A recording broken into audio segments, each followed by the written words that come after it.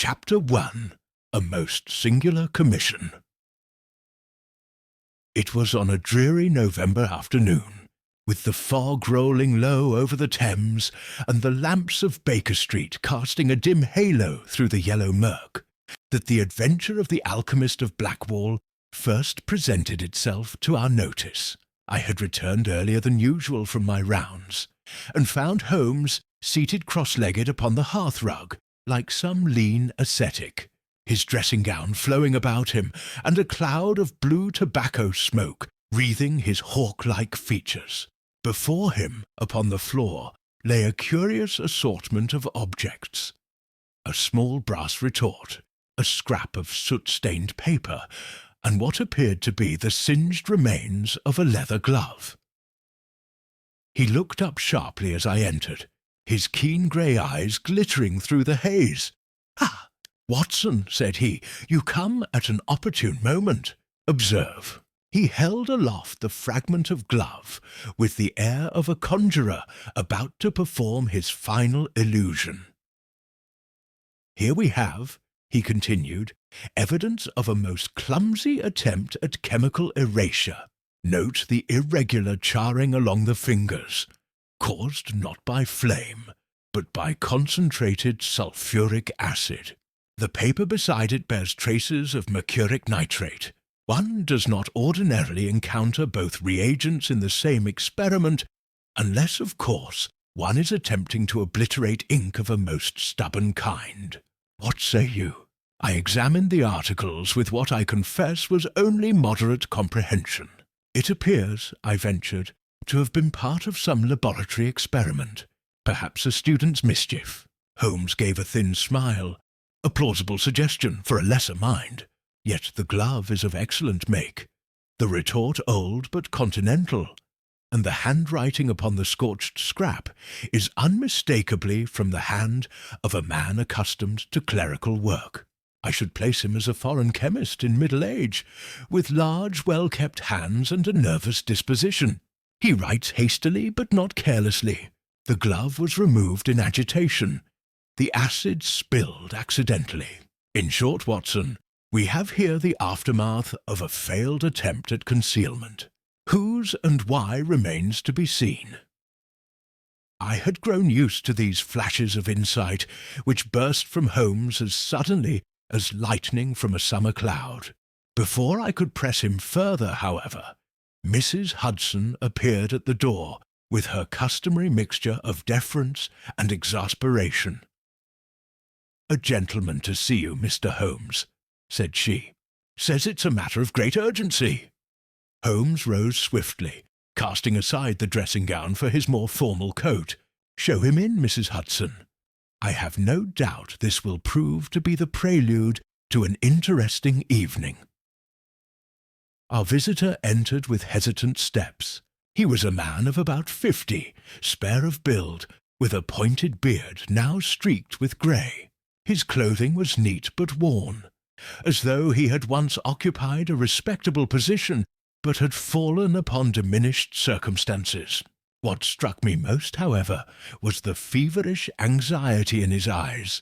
"Mr. Sherlock Holmes," he began, his accent betraying a hint of the Rhineland. "My name, sir," said Holmes courteously, indicating a chair. "And this is my friend and colleague, Dr. Watson. Be so good as to sit and tell us what has brought you through the fog this evening." The man clasped his hands tightly as he seated himself. "My name is Heinrich Vogel. I have come to you because there has been a most dreadful crime at my lodgings in Blackwall." Holmes inclined his head slightly. "Indeed, a crime, you say? Pray continue." "It was this morning, Herr Holmes," Vogel began, his voice trembling. "I live in a set of rooms above a disused warehouse near the river. I'm a teacher of chemistry, formerly of the University of Heidelberg, but now I give private lessons to students here in London. I keep a small laboratory for my work. When I awoke this morning, I discovered that my assistant, a young man named Edmund Hale, had vanished. More dreadful still, In the locked chamber where I conduct my experiments, I found a most extraordinary scene. My apparatus had been disturbed. Strange residues lay upon the benches and on the floor. Ah, it chills me even now. There was a great circular pattern scorched into the boards, as though some alchemist's ritual had been enacted there in the night. And upon the wall was written, in some phosphorescent substance, a single word, transitus. He shuddered as he spoke the word, and I confess a cold thrill ran down my spine at the image. Holmes, however, betrayed no such emotion. His long fingers steepled beneath his chin. He regarded Vogel with the same analytical detachment he might have given to a rare insect. "You are certain," he asked, "that the room was locked?" "Perfectly. I alone possess the key, and it was beneath my pillow when I awoke. There is no other entrance save the window, which was firmly bolted from within." "And your assistant, this Edmund Hale, had he shown any signs of unusual behaviour prior to his disappearance?" Vogel hesitated. He was a quiet young man, but of late he had become secretive. I once surprised him rifling through my notes. When I questioned him, he stammered that he was seeking a misplaced formula. Still, I trusted him, perhaps too much. Holmes rose and paced the room with rapid strides, his head bent. "Blackwall," he murmured. "A warehouse district near the docks. Chemical residues, scorched flooring, phosphorescent writing. A vanished assistant. Curious, most curious. Tell me, Herr Vogel, were any valuable substances kept in your laboratory?" "A few," Vogel admitted. "Some mercury salts, rare acids, and certain experimental compounds of my own devising. Nothing of great commercial value, but—" He paused, his hands trembling again. "There is one manuscript, my magnum opus as I call it. It is the fruit of many years' research into a new catalytic process, one that might revolutionize metallurgy. I keep it hidden in a locked drawer. When I searched this morning, it was gone." Holmes stopped abruptly and fixed him with a piercing gaze. "Ah, that is the crux, is it not? Theft, then, not sorcery. And yet the method is extraordinary. A locked room, a vanished man, and an enigmatic message." He turned to me suddenly. "Watson, I think we shall forgo our quiet supper at Simpson's tonight. Blackwall calls us." Within the hour we were seated in a hansom cab, rattling eastward through the thickening fog. London, in such weather, becomes a city of shadows. Gas lamps burn like will-o'-the-wisps. Figures loom suddenly from the murk, only to vanish again like ghosts. The river emits a dull, oily stench. Beside me, Holmes was silent and intent, his keen features thrown into sharp relief by the intermittent glow of passing lamps.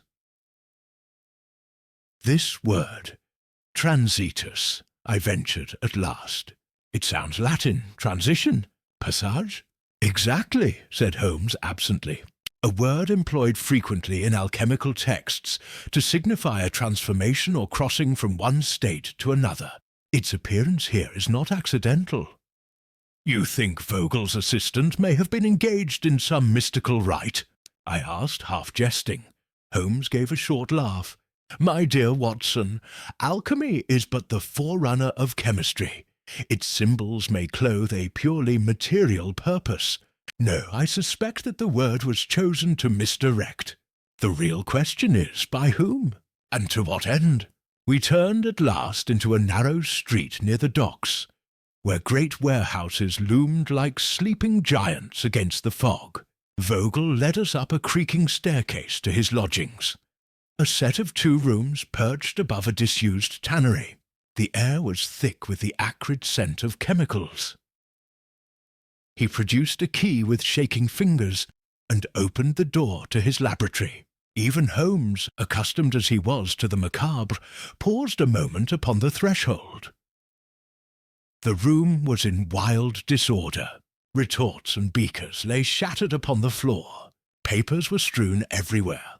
and at the centre, clearly visible even by the dim light of a single oil lamp, was a great blackened circle burnt into the boards, perhaps 8 feet across. Around its perimeter were scattered curious metallic residues, gleaming faintly.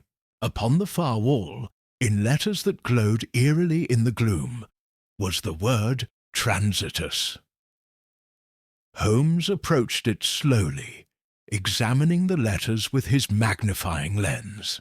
He scraped a minute sample from the wall and held it to the light. "Barium sulfide," he muttered.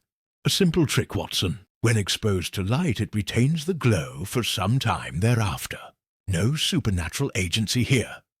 He began moving swiftly about the room, noting a scorch mark upon the window ledge, a faint smear of mud near the door, and the unusual positioning of several broken flasks.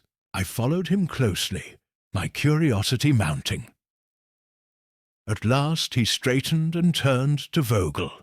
"Herr Vogel," he said, "your assistant has either met with foul play or is himself the architect of this spectacle. In either case, the key to the mystery lies here. I shall return tomorrow with certain instruments and continue my investigation. Meanwhile, I advise you to touch nothing and admit no one." "But Mr. Holmes," Vogel cried, "will you find him? Will you recover my manuscript?" Holmes's expression softened slightly. "My dear sir, I have never yet failed to find what I seek. Good evening."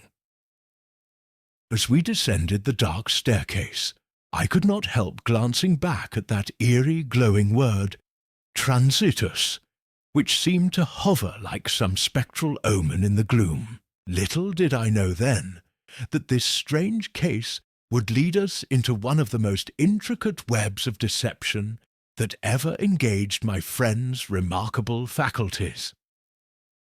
Chapter 2.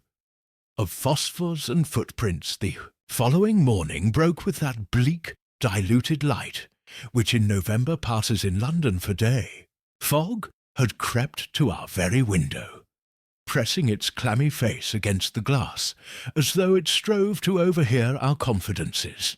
Holmes, who had sat up late arranging a series of small bottles and curious instruments upon our table, greeted me with uncommon cheerfulness as I entered the sitting-room. The remains of a frugal breakfast lay to one side. Beside them, the agony column of the Daily Telegraph, and a slender length of black thread coiled like a dead insect. "You see, Watson," said he, tapping the thread with a long forefinger, "we have already been favoured by a caller this morning." "Indeed?" I glanced toward the door, surprised. "I heard nothing." He came and went upon cat's feet. "Observe the greyish ash upon the hearth-rug." He shook his muffler there, and the merest crescent of salt-stained mud upon the mat. A seafaring man, doubtless, and in temperate haste, for the edge of the print is crisp. He did not knock loudly, because he is unaccustomed to doors that open to him. Finally, He lifted the black thread with a small forceps. Tarred hemp, the fineness common in rigging models, or in repairing small tears in canvas. He left it upon the arm of the chair when he hesitated whether to confide his business. The hesitation was fatal. He went away, and his business? I asked. "Not with me," said Holmes, and the corner of his lip twitched. "With our friend Heinrich Vogel." The man stood at our bell for a full minute before deciding he had mistaken the house. He will try again in Blackwall. I should prefer to meet him there. These sudden shafts of inference had never ceased to astonish me, though I had seen their like 100 times. Holmes thrust his measuring lens into his pocket, gathered the bottles, one of collodion, one of an ammoniacal solution, and a third in which a pale precipitate swam like a drowned moth, and gave the signal to be off. The fog lay sour and thick along Whitechapel High Street, and the bells of St. Dunstan's tolled as muffled and remote as though heard through a pillow. Our cabman swore amiably at spectres which resolved themselves into dray horses at the last instant. When at length we turned again into the mean lanes by the river, the waterside air struck us, tar, bilge, and that metallic tang which the river carries up on its breath when the tide runs against the docks. Vogel awaited us, pale and hollow-eyed upon the stair of the warehouse, his beard uncombed and his collar, usually neat askew. He started as a footfall sounded on the pavement behind us, but it proved to be only a porter with a tea-can, who paused to stare up in idle curiosity and then disappeared into the fog. "You have not touched anything?" Holmes asked, brushing past him. "Nothing, Herr Holmes. I sat only in the outer room. I could not bring myself to enter there again. Ah!" His voice failed, and he gestured toward the laboratory door. Holmes's first survey was swift and bird-like, all neck and eyes, a succession of micro-movements which to the layman might appear purposeless, but which I knew were the very gears of his mind in motion. He knelt beside the scorched circle, sniffed and touched the margin with a gloved finger. Then he stepped to the window, examined the bolt, and raised the sash a bare inch before letting it fall again. "Watson," said he, "lend me your hand with this table." Together we shifted a square work table a foot from the wall. A minute roll of paper, scarcely larger than a pistol cartridge, had lodged beneath one leg. Holmes pounced upon it with a little exclamation. He held it up to the light. It was an oiled paper, translucent, on which a faint brown impression showed. "Sealing wax," said he softly, "and a key laid in it while warm." With a movement so quick I almost missed it, he folded the thing into his handkerchief and slipped it into his pocket. "What is it?" I asked.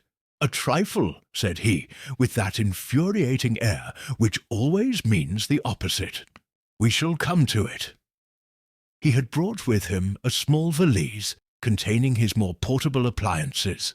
From this he now drew a pipette and a reagent bottle, and he began, as was his wont, to treat the burnt circle as though it were a patient in extremis. A drop here, a whiff there, a scrap scraped onto a glass slip.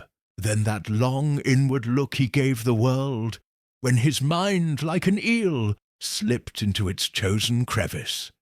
"Magnesium," he murmured at last, "and zinc, or a zinc amalgam, burnt with a notable heat. The glittering residues at the periphery. See how they have run like tallow? We have had here a flash of considerable brilliancy, such as might dazzle the eyes of any who beheld it in a dark room. Couple that with our phosphorescent inscription, and we have a pageant contrived to overawe the uninitiated. Then the circle is theatrical, partly and partly useful. We shall not despise the useful buffooneries of the criminal class, Watson. They are signposts painted like sawdust and set upon a stage, but the paint flakes and the sawdust blows." He moved to the wall and again scrutinized the ghostly transitus. "Barium sulfide, as I told you, a cheap trick known to every third-rate lecturer. And yet," he paused, nose near the surface, "there is also here a faint odour of ether and a smear of something fatty. Our author primed his wall with a little oil, that the powder might adhere evenly. One does not arrive at that nicety of preparation without forethought." Vogel had crept into the room behind us, his hands twisting one within the other. "What does it mean?" he burst out.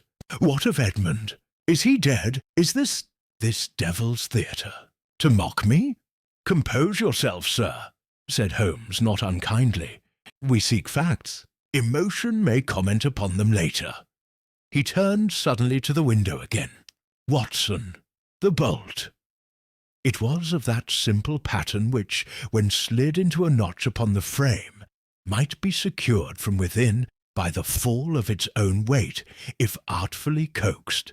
Holmes pulled the sash up 2 inches and let it drop. The bolt fell obediently into place with a tiny clack. "A common device," said he, "where an exit must masquerade as a jail. We shall inspect the sill. Upon the outside of the sill, which looked down into an alley whose fetid air rose like the breath of a cellar, there were 2 parallel scratches no longer than my little finger. Holmes laid his lens along them, then produced from his pocket a narrow strip of thin brass with a rounded end. See, Watson, the tongue of a ladder hook or the loop of a sash line has fretted the paint. Our phantom came and went by this path. The bolt was engaged after his withdrawal, but the height, I protested, leaning gingerly out. A ladder here must have been visible to the street. Holmes's hand swept the fog, visible as shapes are in a dream. Remember our hour. This was done in the deadest time, when the watchman nods and the river speaks in its sleep. A single confederate below, a hand line, a hook, click, clack, and your casement prison is no prison at all. He passed from the window to the door with a transition as swift as thought. There, just at the inner edge of the threshold, in the angle where the jamb meets the floor, he moistened his finger with water from the carafe and touched a grey dust caught in the crack. "Ship's cement," he announced, smelling his fingertip, "of the sort used in patching deck seams, mixed with iron filings. Blackwall speaks in its own dialect." He lifted a splinter from the floor. "And this—" He held the sliver to the light, then to his teeth. "Ha! A shaving from a soft metal, lead from a keyweight, or from the casting of a duplicate. Our oiled paper becomes eloquent." He did not yet explain, but his eyes shone. Meanwhile I had been examining a disordered heap of papers upon the bench at which we had moved the table. Among them lay a narrow pamphlet, cheaply printed, entitled On the Ancient Art of Transmutation, with particular reference to its moral uses. The author's name was given as Aloysius Brand. "Holmes," said I, "here is yet another alchemical tract. Do you place any weight upon such literature?" He took the thing from me with the merest glance. "Brand," he repeated, and there was a note in his voice that I had come to recognize, caution masked by indifference, a name that smells of the theatre. "Put it by, Watson." Just then there was a foot upon the stair, and a knock, timid but persistent, at the outer door. Vogel started as though he had been shot, and Holmes's eyes flicked to the handle. He raised a finger to his lips and moved soundlessly to one side, where the disordered room offered him the cover of a tall cabinet. "Admit him," he whispered to Vogel. Our visitor proved to be a small, nervous man of that nondescript appearance which is itself a kind of disguise. His clay-coloured coat was beaded with damp, and he carried under one arm a parcel wrapped in sacking. He paused upon the threshold, blinking from one to another of us with rabbit-like trepidation. "Herr Vogel?" said he, in a voice that strove for firmness and failed. "I am he," Vogel answered. "Who are you? What do you want?" The man's eyes darted to the scorched circle and away again. "My name is Pike, sir. Jeremiah Pike, porter at the North Dock. I beg pardon for intruding. It is only that, well, I was told by a friend as how there might be a consideration for a piece of information." Holmes stepped out from his concealment with a suddenness that made the little man start and drop his parcel. It struck the floor with a metallic clink. "And what brings a dock porter to a chemist's laboratory?" Holmes inquired, silky as a cat. Pike's gaze, which had been wandering helplessly, fixed upon Holmes as a bird fixes upon a snake. "Bless me," he stammered. "I thought as much. It's Mr. Holmes, ain't it? I seen your likeness once in a print." "Your information," Holmes said, unmoved. "Yes, sir. Last night, no, this morning, close upon 3, I was putting by my can and stepping out of the chill, when I hears a foot upon the quay and sees a gent with a bag, this size," he indicated with his hands, "hurrying along like a man who don't want to be met. And another after him, sir, keeping to the shadow. They went toward Fisher's Lane, that's where this house backs, sir, and I loses 'em. But half an hour later I'm passing again, and sees a glow up here. He jerked his head upward, like witch fire, so help me. And then... He bent and undid his sacking with trembling fingers.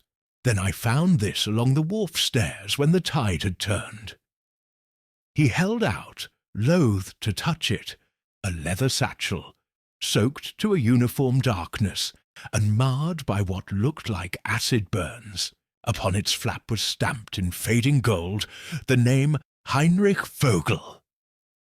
Vogel uttered a cry and seized the satchel. "It is mine, mine!" But the contents, Holmes was before him in a stride. "Gently, Herr Vogel. If there is trouble within, we will let it whisper before it speaks." He opened the flap with infinite care, and slipped 2 fingers inside.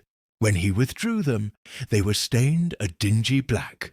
He touched the mark to his tongue, frowned, and then, with a handkerchief over his hand, drew out a sheaf of parchment leaves, swollen by damp and stuck together like a packet of dead leaves. Vogel groaned. "My manuscript ruined!" "Patience," Holmes murmured. He separated a corner, sniffed again, and nodded. "Mercuric nitrate. Your thief, or the friend of your thief, committed your work to the water when he perceived he was followed. The acid is a later contribution, meant to finish what the Thames could not. Yet see!" With the lightest touch of his reagent bottle, he moistened a corner and held it to the lamp. "The ink rises like Lazarus. Your notes may yet be legible." The little porter's eyes had been travelling hungrily from the satchel to our faces. Holmes turned to him. "Your friend who told you there might be a consideration has an honest instinct for commerce. Here is half a sovereign for what you have brought, and another half if you will answer 2 questions with precision." Pike's fingers closed upon the coin, as a plant closes upon a fly. "Aye, sir." "The gentleman who carried the bag, tall or short?" "Tallish, sir, and spare. Walked with a bit of forward stoop. English, as I be. He had a scarf over his mouth." "And the shadow that followed him?" Pike hesitated. "A foreign sort, begging pardon, walked soft and quick, had a cough, kept his hands to his chest." Holmes's eyes flickered to Vogel and back. "That will do. You are an honest man, Mr. Pike, an uncommon condition. If you remember aught else, present yourself to me at Baker Street. Here is the address." He wrote rapidly upon a card and pressed it upon the porter, who, with many bobbings of the head, vanished as he had come. The room seemed to exhale a deeper chill when he had gone. Holmes replaced the damp manuscript within the satchel and bound it with the sacking again. "There is a devil's arithmetic here, Watson," said he. 2 figures at least, moving in contrary directions with one variable between them. The variable is the manuscript. Sometimes it is in one hand, sometimes in the other, and for a brief and critical interval it was in the Thames. Why? Because pursuit changed the calculation. Vogel's agitation had given way to a stunned quiet. "You think, then, that Edmund was pursued?" "I think," Holmes answered, "that Mr. Edmund Hale, if indeed it was he who carried this bag at 3 of the clock, was not alone in his enterprise. The theatre of phosphors up here required a hand within. The bolt trick required a certain deftness without.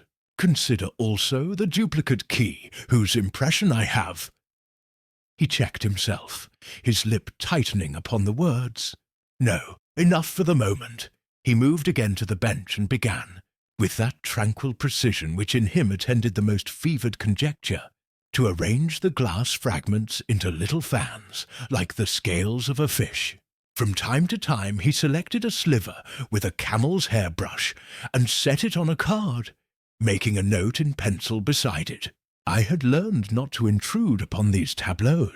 I sat, therefore, upon a stool and let my eye wander over the room. The oily, mocked-up star upon the boards, the lamps oblong in the window-glass, the faint reek of ether and burnt metal, the damp satchel upon the chair. The whole formed a picture upon which one might brood with profit or with madness. At length Holmes straightened. "We are done here for the present," said he. "Watson, you will remain with Herr Vogel and see that nothing further is disturbed. I have an appointment with a locksmith in Poplar who detests competition. Afterward I shall call upon Scotland Yard to forestall any well-meaning blunders." "You will leave us," cried Vogel, "for an hour only. Meanwhile, take comfort. Your work is not wholly lost, and I begin to see the outline of our adversary. He is ingenious, he is methodical, and he has the misfortune to believe that the language of the laboratory will be Greek to the populace. He forgets that there is a translator in Baker Street. With that, he took up his valise and was gone in a breath, his quick steps already dwindling upon the stair. Left alone with Vogel, I did my best to soothe his jangled spirits. The poor man's hands roved ceaselessly over the damp parcel, as though by tactile devotion he might restore what water and acid had undone. Presently I persuaded him to the outer room and to a chair, where he sat with his head between his fists, rocking slightly.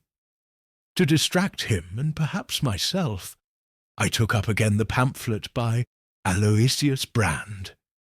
It was filled with that bombast of moral uplift by which charlatans seek to baptize their wares. Let no man dabble in the noble science save with clean hands and a penitent heart, for the true gold is within. The phrasing, for all its vanity, had a rhythm that borrowed from the pulpit. I was on the point of tossing it aside, when a pencilled note in the margin caught my eye. A series of initials intertwined with a symbol like an inverted triangle crossed by a bar. "Vogel," said I, holding it up, "do you know this Brand?" He looked with a sort of shrinking.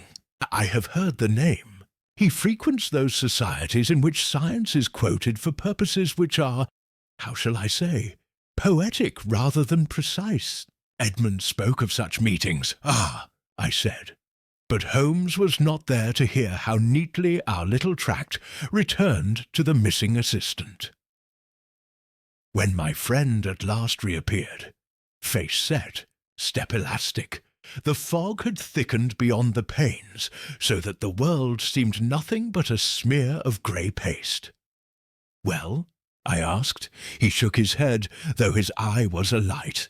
"The less said of the Yard the better. They are persuaded that transitus is Latin for case closed. As for the locksmith, he showed me a most interesting toy." He laid upon the table a slender iron instrument with a flattened tongue at one end. With this, a man of tolerable nerves may lift a bolt at a distance of 3 feet by way of a cord passed over the sash. It is sold openly to stage managers. "You mean—" "I mean that we are dealing with persons who divide their hours wisely between the key and the green room. Now," he clapped his hands once, "to Baker Street. There is an experiment I desire to perform upon those pages of yours, Herr Vogel, and a telegram I must send regarding a certain Aloysius Brand. If we are fortunate, by evening I shall know whether we pursue an assistant who fell among thieves, or a thief who wore the mask of an assistant." He paused at the door and turned back, the ghost of a smile upon his lean features. "And, Watson, pray keep an eye upon that pamphlet. It is claptrap, but even claptrap casts a shadow." Thus did our inquiry take its first true bearings. With phosphors that were not magic, with footprints that were not ghosts, and with a word upon a wall that meant far less and far more than it appeared.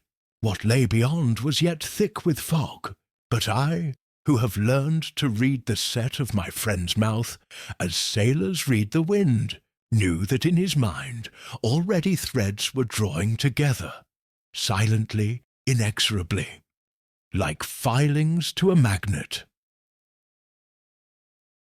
Chapter 3. The Shadow in Fisher's Lane. I do not recall ever seeing London more enveloped than it was that afternoon. The fog had thickened to a tangible presence, drifting in slow eddies through the narrow alleys of Blackwall, clinging to lamp-posts and turning each window pane into a blurred circle of pallid light. It was as though the very air conspired to hide the truth from human eyes, a condition, I have since observed, which Sherlock Holmes regarded less as impediment than opportunity. Holmes had dispatched a telegram from the nearest post office to some undisclosed correspondent and insisted we take a circuitous route through the dockside streets rather than returning directly to Baker Street. Vogel accompanied us, muffled against the damp, clutching the parcel that contained his damaged manuscript, as if afraid it might again vanish from his grasp. "Tell me, Herr Vogel," said Holmes suddenly, his voice muffled in the fog. "This Edmund Hale, how did he come into your employment?" The chemist answered after a pause. "He was recommended to me by an acquaintance at the Polytechnic. He showed aptitude, more than aptitude. His skill with apparatus was remarkable, and his handwriting neat, his German passable. He was quiet, respectful, and diligent. And his circumstances. He was alone, I believe. He lodged nearby in Fisher's Lane, a narrow street behind the warehouse." Holmes's eyes gleamed. Fisher's Lane, admirable. A man with talent, proximity, and no close connections is an ideal agent, whether for good or ill. We turned into Fisher's Lane presently, a cramped thoroughfare running behind the row of warehouses, lined with mean lodging-houses, marine chandlers, and shops of the shabbiest description. The fog here was almost oppressive, trapped between the walls like wool in a funnel. The dull gleam of wet cobbles stretched ahead, broken only by the faint yellow globes of a few lamps. A night watchman's rattle echoed faintly somewhere far off. Holmes paused before a low, narrow house with a single lantern burning above the door. A cracked sign read Mrs. Cribb's lodgings. He knocked twice with his stick. After a moment, the door opened a few inches, and an old woman with a shawl over her head peered out suspiciously. "Mrs. Cribb's?" Holmes inquired pleasantly.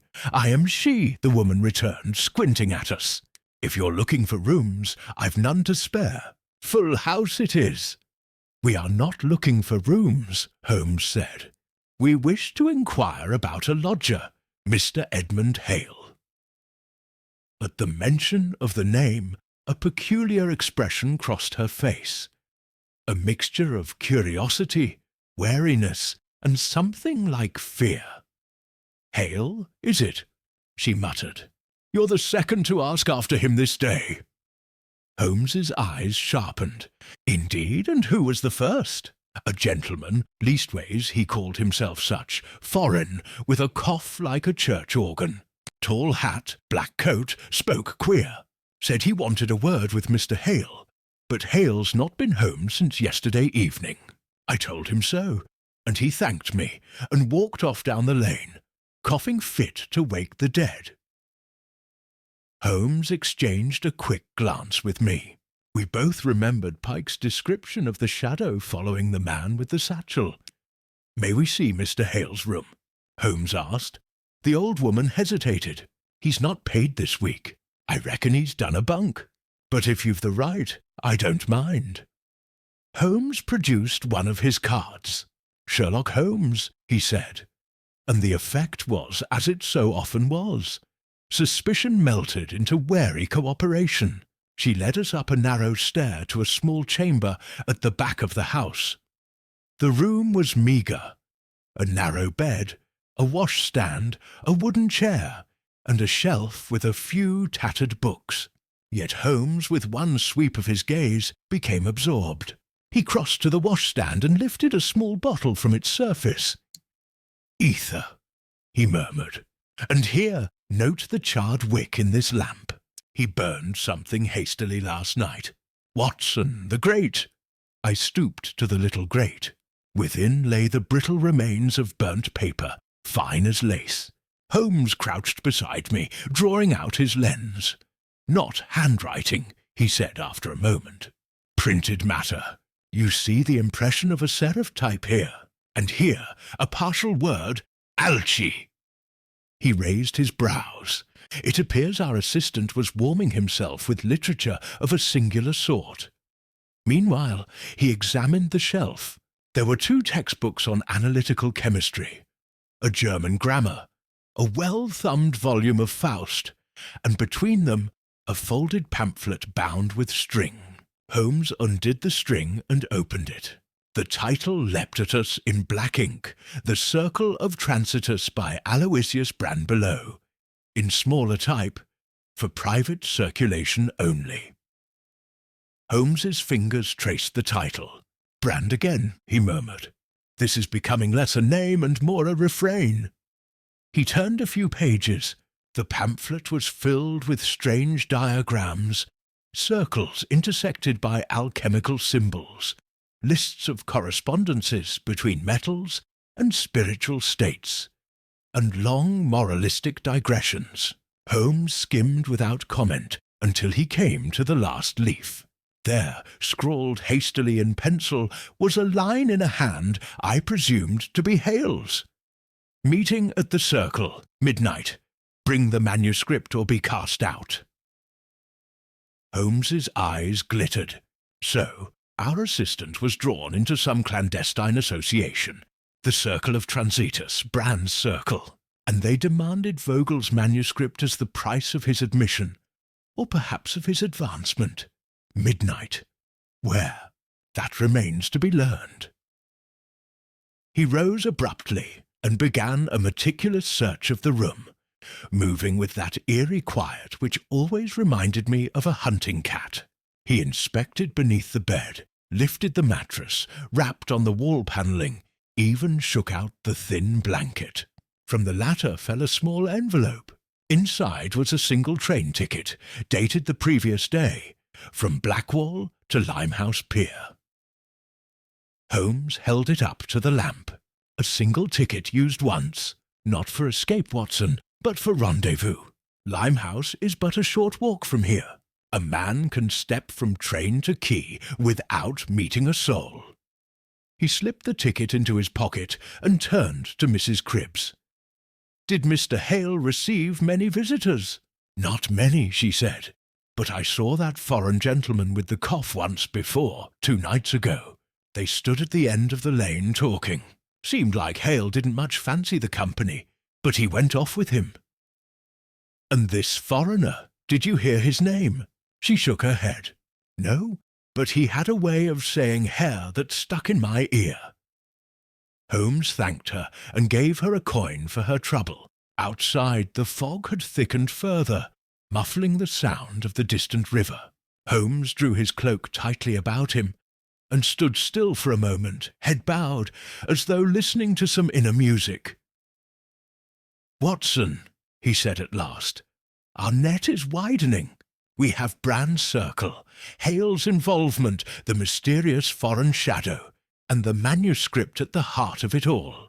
There are too many moving parts for my liking. Some of them must soon collide. And what now? I asked. He gestured toward the river. We follow the path Hale took last night, to Limehouse Pier. Limehouse Pier at dusk by. By the time we reached Limehouse, the fog had deepened into darkness. The river was a sluggish black snake, its surface broken by the faint glimmer of lamps from moored barges. Figures moved like shades upon the quays. Holmes walked quickly, with an air of suppressed excitement I had seen in him when a case was approaching a crucial turn. At the end of the pier, a lone watchman huddled beside a brazier. Holmes approached him with his usual unerring tact. "My good fellow," said he, "were you on duty here last night?" "Aye," said the man, squinting through the smoke. "Cold it was, too." "Do you recall a tall, spare Englishman, possibly with a satchel, and a foreign gentleman with a cough? The man's eyes narrowed. "Now you mention it, sir, I came off the train near on 11. The young 'un was in a hurry, near knocked me over. The foreign gent followed a ways behind. Thought nothing of it. Plenty of queer fish about Limehouse of a night. Did you see where they went? Down river, toward the warehouses. There's a shed there, number 14. Belongs to a firm, but it's been empty for months. Some of the roughs use it to shelter." Holmes pressed a shilling into his hand and strode off without another word. I hurried after him. The shed was a short distance along the quay. A large timber structure with a broken padlock hanging from the door. Holmes pushed it open, and we stepped inside. The air was close and smelled of damp wood and tar. In the gloom I discerned overturned crates, coils of rope and a broken lantern.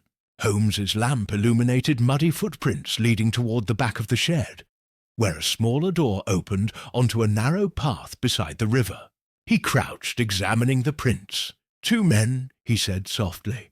One, the Englishman, entered first. Light tread, hurried. The second followed at a slower pace. Here, they stood together. Look at this. The heel print is deeper, as though the first man turned back. There was some exchange here, brief but intense. And here, he pointed to a scuffed patch on the floor. A struggle, or at least a sudden movement.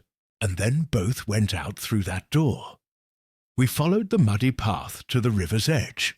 The fog hung so thick we could see only a few feet ahead. Holmes raised his lamp. A narrow plank jutted out from the bank like a finger pointing into darkness. "Watson," he murmured, "look at the end of that plank." I leaned forward. There, faint but unmistakable, were drag marks in the mud, as though something heavy or someone had been hauled toward the water. Holmes knelt, examining the marks closely. One man dragged another to the edge. But note, the drag ends abruptly. No sign of a body rolled in. Instead, the mud is churned as if the two stood together for a moment, then both departed. "Then Hale is alive?" I asked. "For the moment," Holmes said gravely. "Alive and deeper in peril than he imagines. Someone intercepted him here. Someone who knew of his midnight appointment." He rose, eyes gleaming like a hawk's through the mist. "The circle of transitors plays its hand at midnight. We must learn where they meet. And for that, I think Aloysius Brand himself will provide the answer." Chapter 4. The man with the coffin was already well past midday when we returned to Baker Street. The fog, which had blanketed the East End like a funeral pall, thinned as we travelled westward, dispersing into ragged streamers that hung over the rooftops.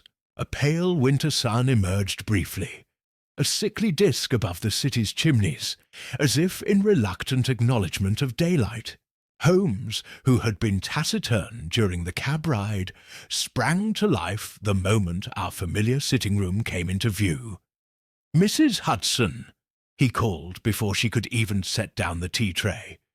"Any messages?" "One telegram, Mr. Holmes. It arrived just after you left this morning." She handed him the buff envelope with an air of long-suffering patience. Holmes tore it open and scanned the contents with that quick, bird-like movement peculiar to him. "Ah!"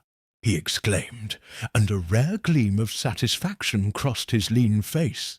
"As I suspected, Watson, Brand is no phantasm of our pamphleteer's imagination. Scotland Yard has had him on their books since the Jubilee disturbances of '87. Agitator, mesmerist, self-styled philosopher. He lectured widely on scientific mysticism, gathered a flock of gullible disciples, and vanished 3 years ago after a scandal involving a transmutation ritual in Kensington that ended with 2 broken windows and an arrest for fraud. Since then he has been operating under various aliases, apparently reappearing now in the East End. His present whereabouts are unknown, but not, I think, for long." He tossed the telegram onto the mantel. "Inspector Gregson, ever obliging, has promised to send a man with any fresh intelligence on Brand's associates. In the meantime, we must look closer to home." He turned to me with sudden intensity. "Watson, the man with the cough." "Yes," I said. "Mrs. Cribbs mentioned him. Pike saw him on the quay, and Vogel recalled him visiting the laboratory. You think him central to the affair?" "I think him the hinge upon which several doors swing. Observe, he followed Hale through Limehouse at night. He visited Hale's lodgings before dawn. He was present near Vogel's laboratory shortly before the theft, and he has thus far eluded all formal description except for one salient feature: his cough. A cough, Watson, is as individual as handwriting. Mark my words. If we find the man with the cough, we find the path along which Hale and the manuscript travelled after Limehouse Pier." Holmes crossed to the corner where his chemical table stood. From beneath it he produced the oiled paper key impression we had discovered at Vogel's. With delicate fingers, he began to dust it with fine graphite powder, coaxing the faint impressions into relief. "Notice the notches here," he said, tilting it toward me. "This is no ordinary key. It belongs to a high-quality Bramah lock, such as might secure a warehouse or a private society's chambers. Note, too, the faint indentation on the upper edge. Not part of the key's function, but characteristic of a duplicate filed hastily from a blank. Such a key was made by someone with access but without privilege. Hale, perhaps, or his coughing associate, and the man with the cough, I suggested, may be a locksmith himself. Possible, more likely, an agent, one who procured the duplicate for Hale's use, then shadowed him to ensure the prize reached its final destination. There is a scent of conspiracy here, Watson. A small, clever conspiracy, not the sprawling, amorphous sort that Scotland Yard muddles over, but a tight circle with a single goal: Vogel's manuscript. He tapped the key impression thoughtfully. Bramah locks are uncommon in the East End. Only a handful of warehouses use them. If I can discover which, I shall have narrowed our theatre of operations considerably. He seized his hat and coat with abrupt decision. Come, Watson, a little walk to Poplar, and a quiet word with a locksmith I know will yield more than a week of theorizing. A locksmith's tale. The locksmith's shop was a narrow, dusty establishment squeezed between a public house and a sailmaker's loft. Bells tinkled as we entered, and a stooped man with magnifying lenses strapped over his spectacles emerged from behind a curtain. "Mr. Higgins," Holmes said warmly. "It is always a pleasure, Holmes," the old man rasped. "Not come to pick my locks again, have you?"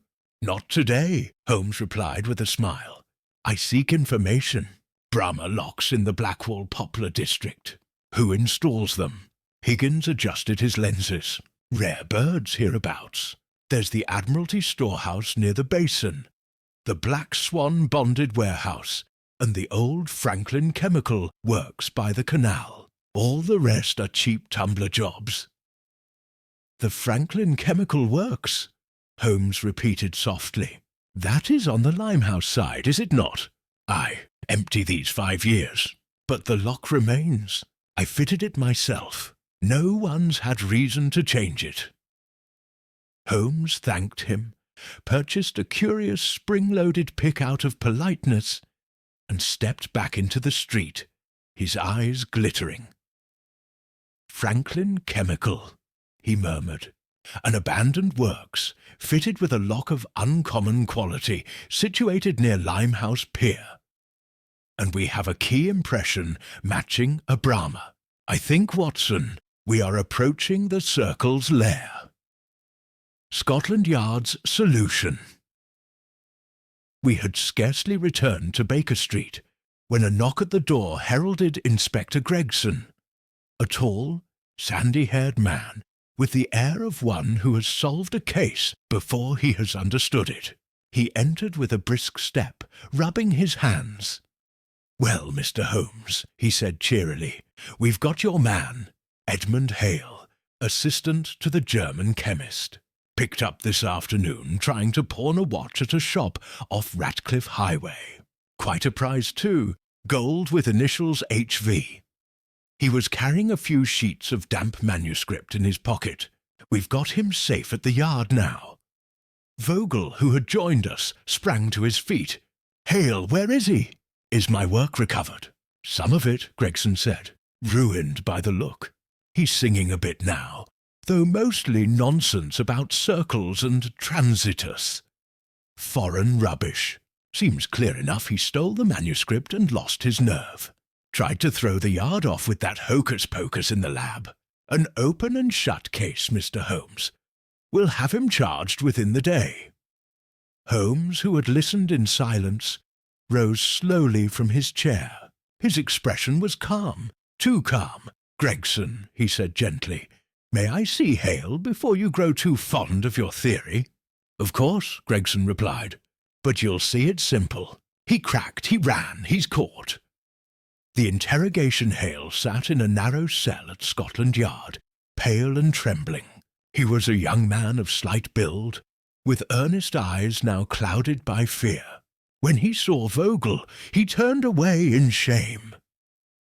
"Hale," Holmes said quietly, seating himself opposite, "the game is nearly up. You were at Limehouse Pier last night. You met someone there. Who was it?" Hale stared at the floor. "I don't know what you mean." Holmes leaned forward. "The man with the cough. Tall, foreign. He followed you from Fisher's Lane. You met at the pier and went to the Franklin Chemical Works. You had Vogel's manuscript. What happened?" At the mention of the coughing man, Hale flinched visibly. His hands gripped the edge of the bench. I can't," he whispered. "You don't understand. If I speak, they'll kill me." "They," Holmes repeated softly. "The circle of transitus, Brand's disciples. You thought to impress them by bringing the manuscript. But you were followed. Something went wrong." Hale's eyes widened. "How do you know that?" Holmes smiled thinly. "It is my profession to know. Now, Mr. Hale, the Yard believes you acted alone. They will hang that upon you gladly. But I am offering you a chance to save your neck. Tell me about the man with the cough." Hale hesitated for a long moment. Then, in a low, shaking voice, he said, "His name is Kretsch. At least that's what Brand called him. He's German or Austrian. He found me through the circle. Said Brand wanted Vogel's work. Said it would prove the circle's power. I didn't want to betray Vogel, not at first, but they promised me everything. Money, position, respect. And he faltered. "I made the key. You gave the manuscript to Kretsch?" Holmes asked. "No. I met him at the pier, but I hesitated. He grew angry, coughed terribly. He said Brand would not forgive weakness. I ran. He chased me toward the warehouses. But then another man appeared, someone I'd never seen. They argued. I escaped. I threw the manuscript into the river to save myself. Yet some of it remained in your pocket." Holmes observed. "I had copied portions weeks before. Notes. That's what they found on me." Holmes rose. "Thank you, Mr. Hale. You have done wisely, if a trifle late." Holmes's private verdict outside the cell. Gregson smirked. "He confessed enough for us. Theft, conspiracy. It's all there." Holmes shook his head slowly. "No, Gregson. What you have is a frightened pawn. The true mover is this Kretsch, who works under Brand's direction. Hale may have stolen the key, but Kretsch used it. He is the one who staged the laboratory theatricals. And unless I miss my guess, he is still in London and dangerous." Gregson snorted. "A ghost with a cough, is he? We'll keep an eye out." Holmes's eyes grew steely. "Do so. But remember, ghosts leave footprints, and this one uses a Bramah key." That evening, As the lamps were lit and the fog crept once more up Baker Street, Holmes stood at the window, his silhouette sharp against the dull glow outside. "The police," he said quietly, "have their suspect. They always do. But we have ours, Watson. Kretsch, a man who coughs, duplicates keys, and follows in the shadows. The circle has shown its edge. It is time we showed ours." Chapter 4.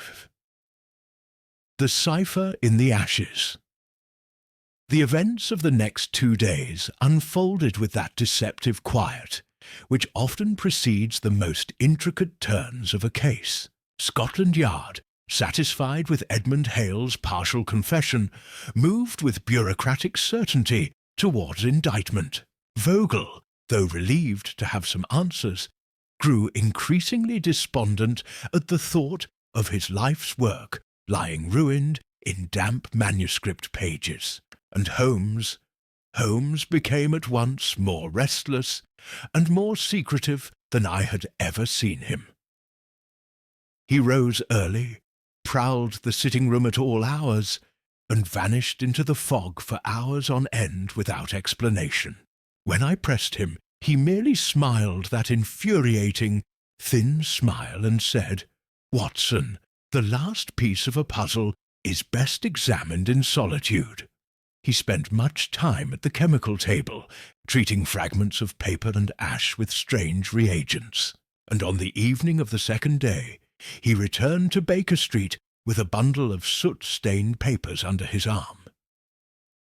"These," he announced, casting them onto the table, "are the recovered fragments of Vogel's manuscript. With a little patience, I believe I can restore a portion of the text." Vogel, who had been dining with us, sprang to his feet. "Mein Gott, you have found them?" "Partly," Holmes replied. "Some were in Hale's possession, others were collected from the river-bank at low tide. They are scorched, water-stained, and in places eaten away by acid. But the bones of the work remain. Allow me to work undisturbed for a few hours." He seated himself at the table, lit his lamp, and began laying out the fragments with tweezers and a jeweller's loop. His hands moved with extraordinary delicacy, arranging the pieces like a priest fitting relics together. I sat nearby, pretending to read, but in truth watching him with growing fascination. For nearly 2 hours he worked in silence, interrupted only by the soft rasp of paper, the hiss of a gas jet, and the occasional muttered exclamation. Gradually, a few sheets began to take form, irregular, stitched together with transparent adhesive, yet legible in parts. The script was Vogel's own, precise and technical, describing catalytic reactions in a mixture of German and English. Holmes at last leaned back, his eyes glittering with satisfaction. "Watson," he said, "be so good as to fetch the mirror from the mantelpiece." I did so, puzzled. He held one of the sheets up to the mirror. There, faint but unmistakable, were several lines of reversed writing that had bled through from the opposite side of the paper. Holmes copied them rapidly into his notebook, then turned the page right side up again. "What do you make of this?" he asked, sliding the copy toward me. The text was brief, and at first glance almost nonsensical. "Within the fire is the path. Within the path, the gate. The circle opens only when the stars are cold. Remember the threefold key." I read it aloud twice, then looked up at him helplessly. "A riddle? More than a riddle," he said quietly. "A message hidden in Vogel's manuscript, perhaps without Vogel's knowledge. Tell me, Vogel, do these words mean anything to you?" The chemist peered at the lines, perplexed. "Nein, nothing. They are not mine. This is not scientific language. It is some poetic intrusion. How came this into my papers?" "That," Holmes said softly, "is the question." A visit to Hale later that afternoon, Holmes suggested we visit Hale once more at Scotland Yard. Inspector Gregson, though indulgent, was plainly irritated by what he saw as unnecessary interference. "You'll find nothing new in him. Holmes," Gregson said, escorting us down the corridor. "He's told us what he knows." "Then it will be a short visit," Holmes replied mildly. Hale looked worse than before, pale, nervous, coughing into his sleeve. At the sight of Vogel, he could not meet the chemist's eyes. "Hale," Holmes began without preamble, "in Vogel's manuscript we have discovered a cryptic passage. Do these words mean anything to you?" He recited the lines slowly. Hale's eyes widened almost imperceptibly at the phrase, "The circle opens only when the stars are cold."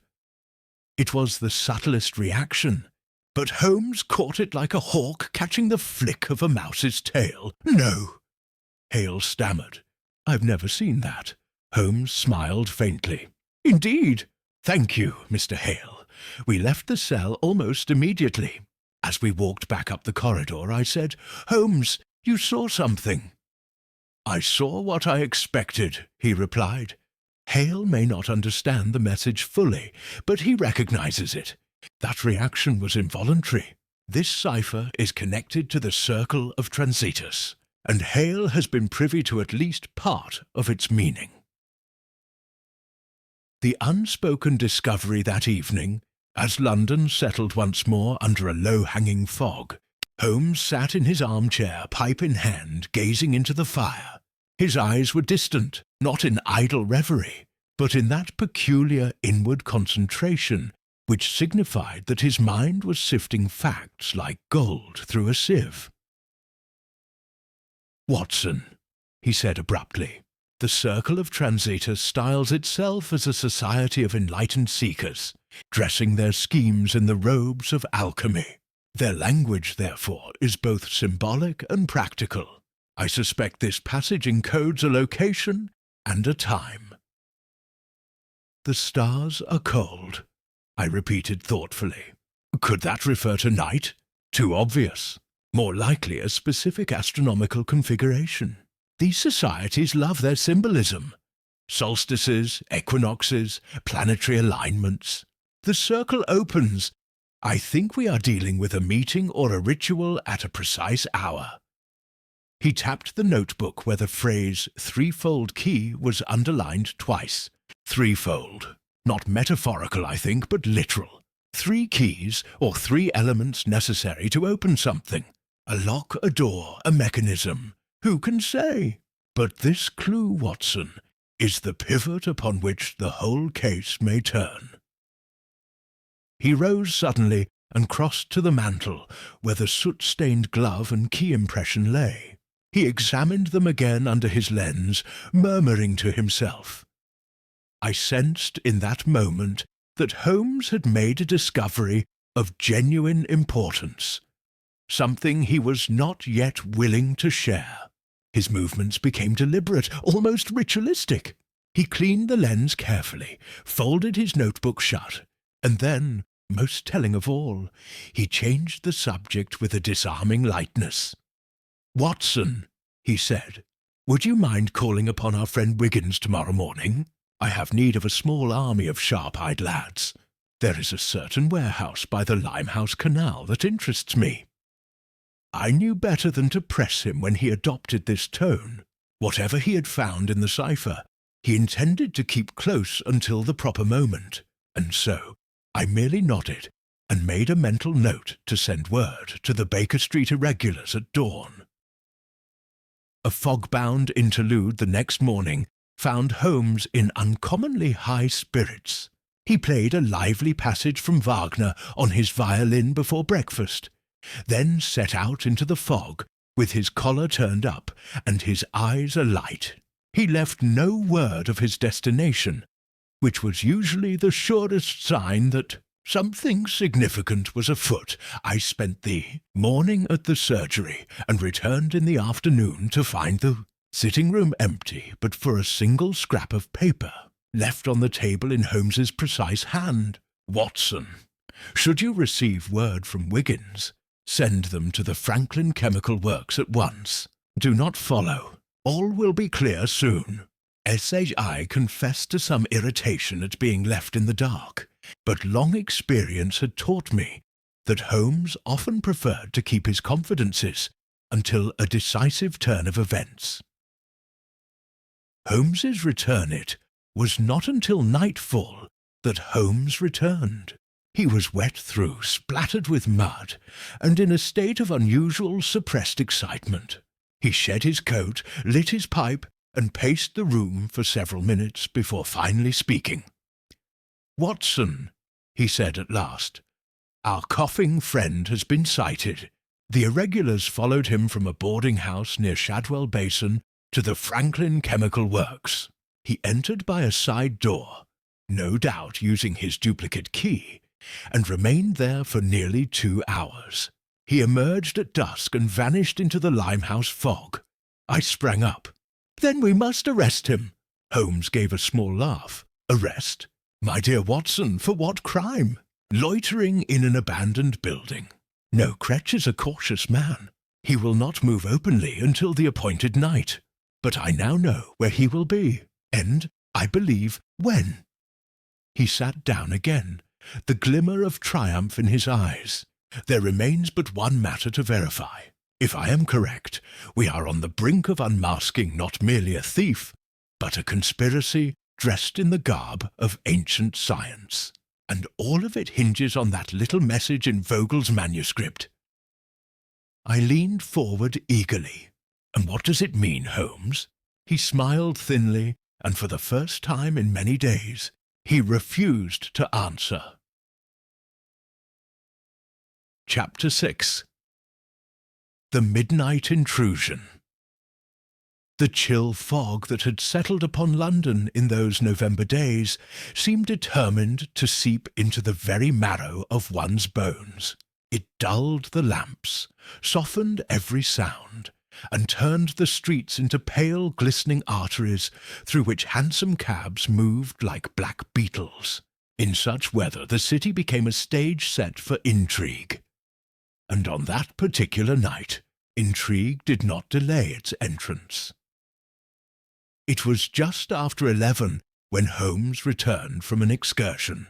His coat damp, his hat pulled low against the mist. I had been dozing in my chair by the fire, a copy of the Lancet fallen open across my knee.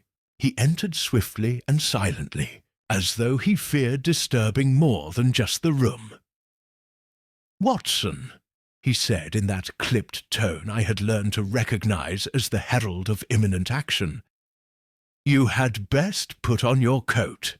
There has been a development at Blackwall. I rose at once. Vogel?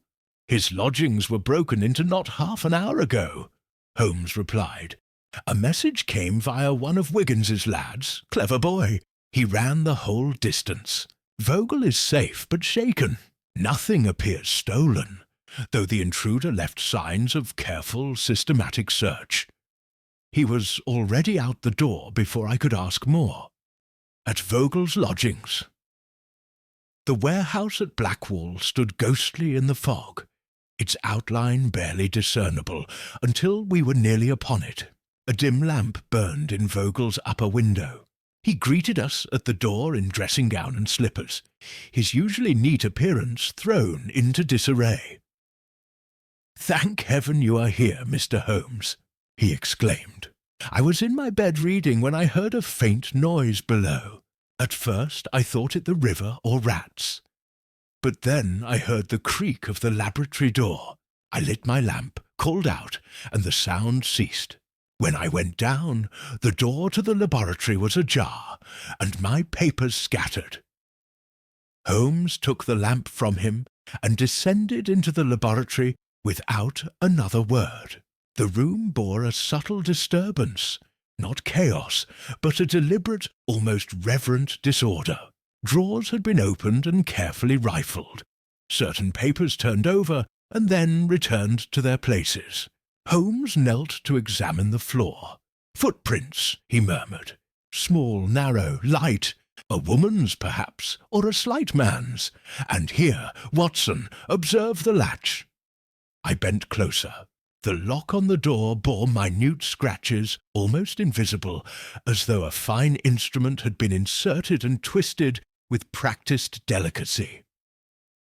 "Lock-picked," Holmes said. "Not forced. No splintering.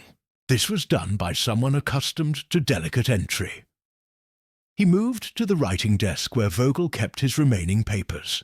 Among them was a small wooden box with a brass clasp. It was closed but slightly misaligned, as though hastily shut. Holmes opened it. Inside lay several glass slides, some notes, and, most curious, a folded scrap of paper that did not match Vogel's usual stationery. Holmes unfolded it and held it to the light. The paper bore only a single phrase, scrawled in a thin, hurried hand: "The stars are colder than you think." He regarded it for a long moment, then carefully folded it again and slipped it into his pocket.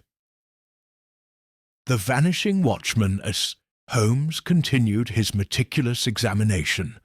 A pounding sounded at the outer door. One of the dock watchmen stumbled in, his face pale and his breath coming in sharp bursts. "Mr. Vogel! Mr. Vogel! We've lost Jenkins, the nightman," he gasped. "What do you mean lost?" Vogel demanded. "He was on the lane, your end of Fisher's Lane. We do a circuit every hour. I went to relieve him not 15 minutes ago, and found his lantern lying in the road, still burning. No sign of him anywhere.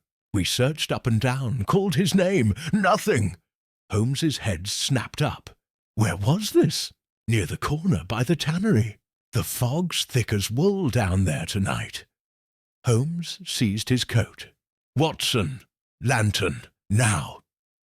Within minutes we were picking our way down Fisher's Lane.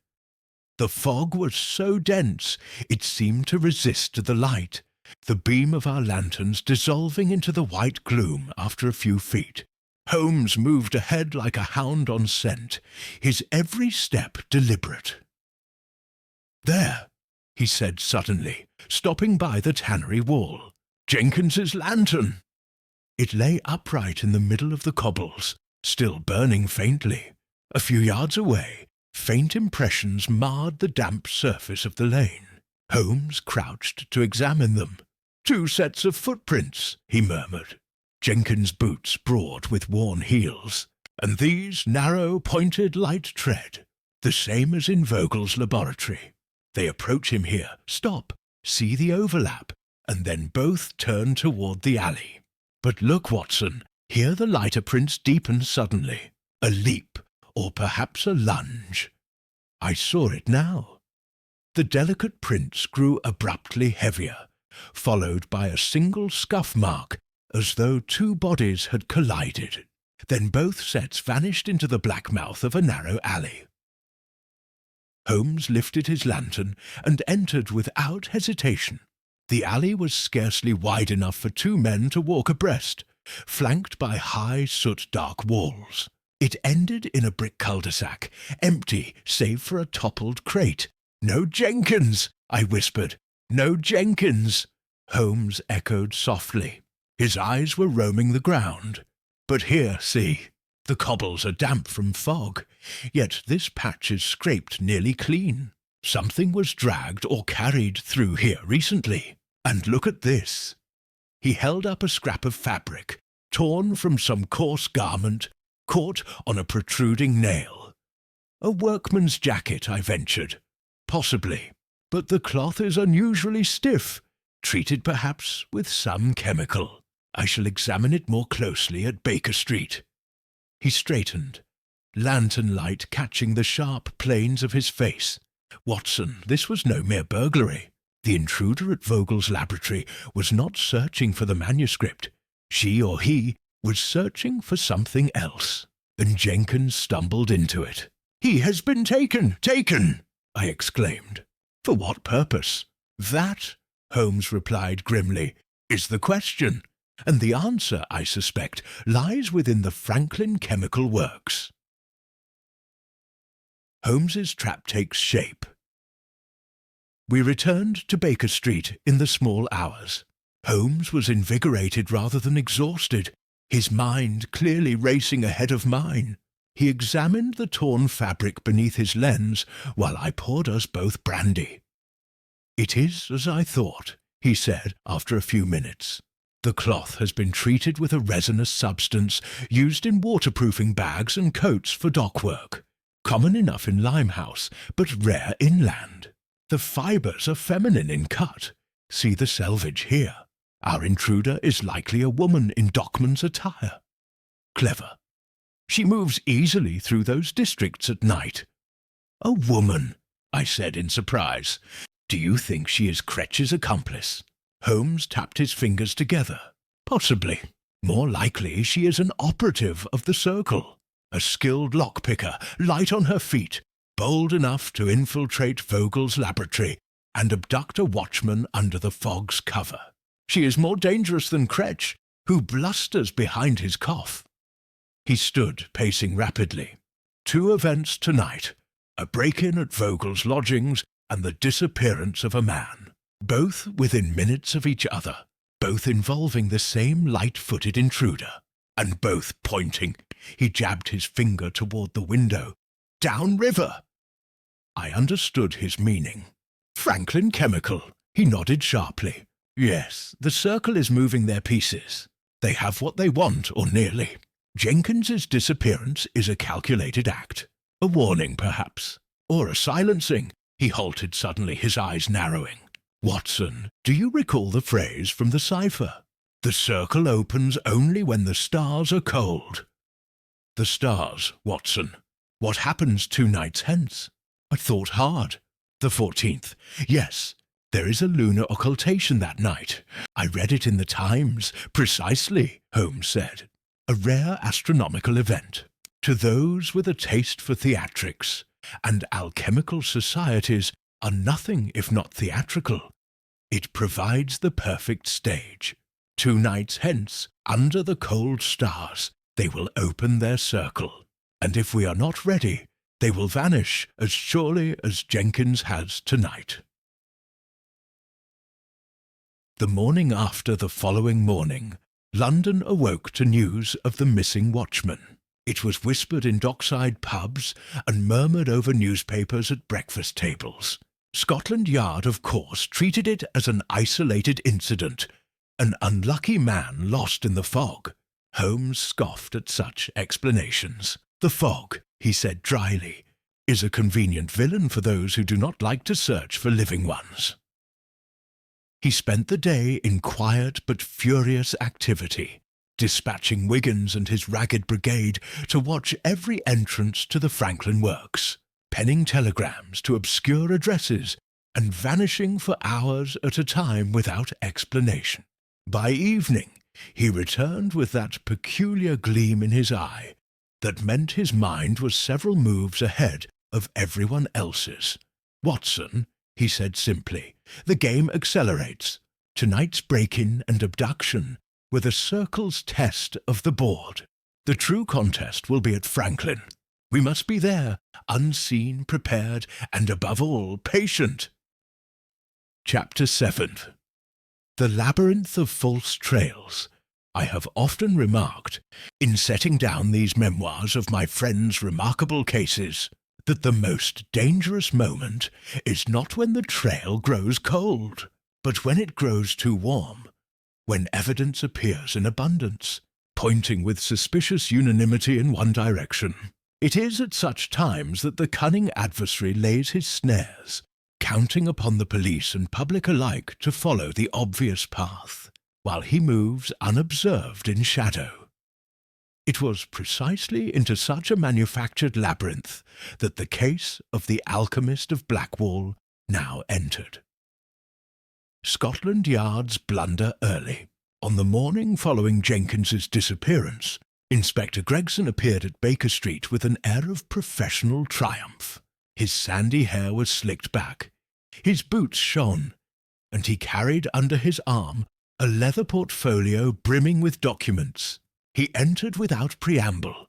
"Holmes," he said, "I think you'll find we've tied up your Blackwall case rather neatly."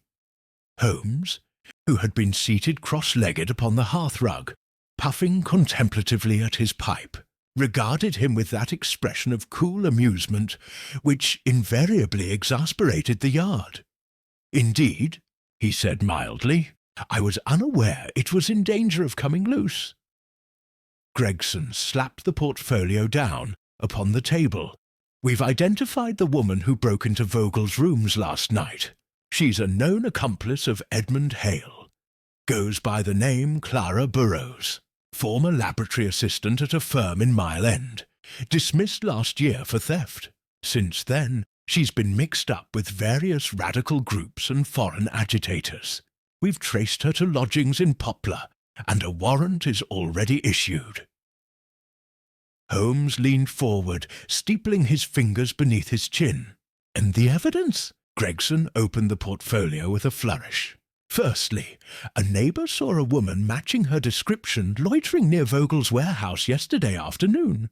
Secondly, a pawnshop in Shadwell received from her a set of instruments stamped with Vogel's initials, the very same that Hale claimed to have lost. Thirdly, we found this." He produced a small brass tag bearing the impressed initials C.B. "Recovered near the alley where Jenkins disappeared." I glanced at Holmes, expecting some sign of interest or approval, but he merely smiled thinly and said, "How very thorough." Gregson misread the smile as admiration. "We'll have her by evening," he said, "and when we do, I dare say the rest of this alchemy business will collapse like a house of cards." He departed in high spirits, leaving the scent of cheap tobacco and bureaucratic certainty in his wake. When the door had closed, I turned to Holmes. "Well," I said, "isn't that progress?" Holmes rose slowly, his expression sharpening into that hawk-like focus I had come to know so well. "Progress? My dear Watson, it is the most dangerous kind of progress. Progress along a line drawn by the enemy's hand." He paced the room. "Consider Clara Burrows, a woman of questionable past, associated with Hale, present near Vogel's lodgings, in possession of his stolen instruments. Every piece fits too neatly.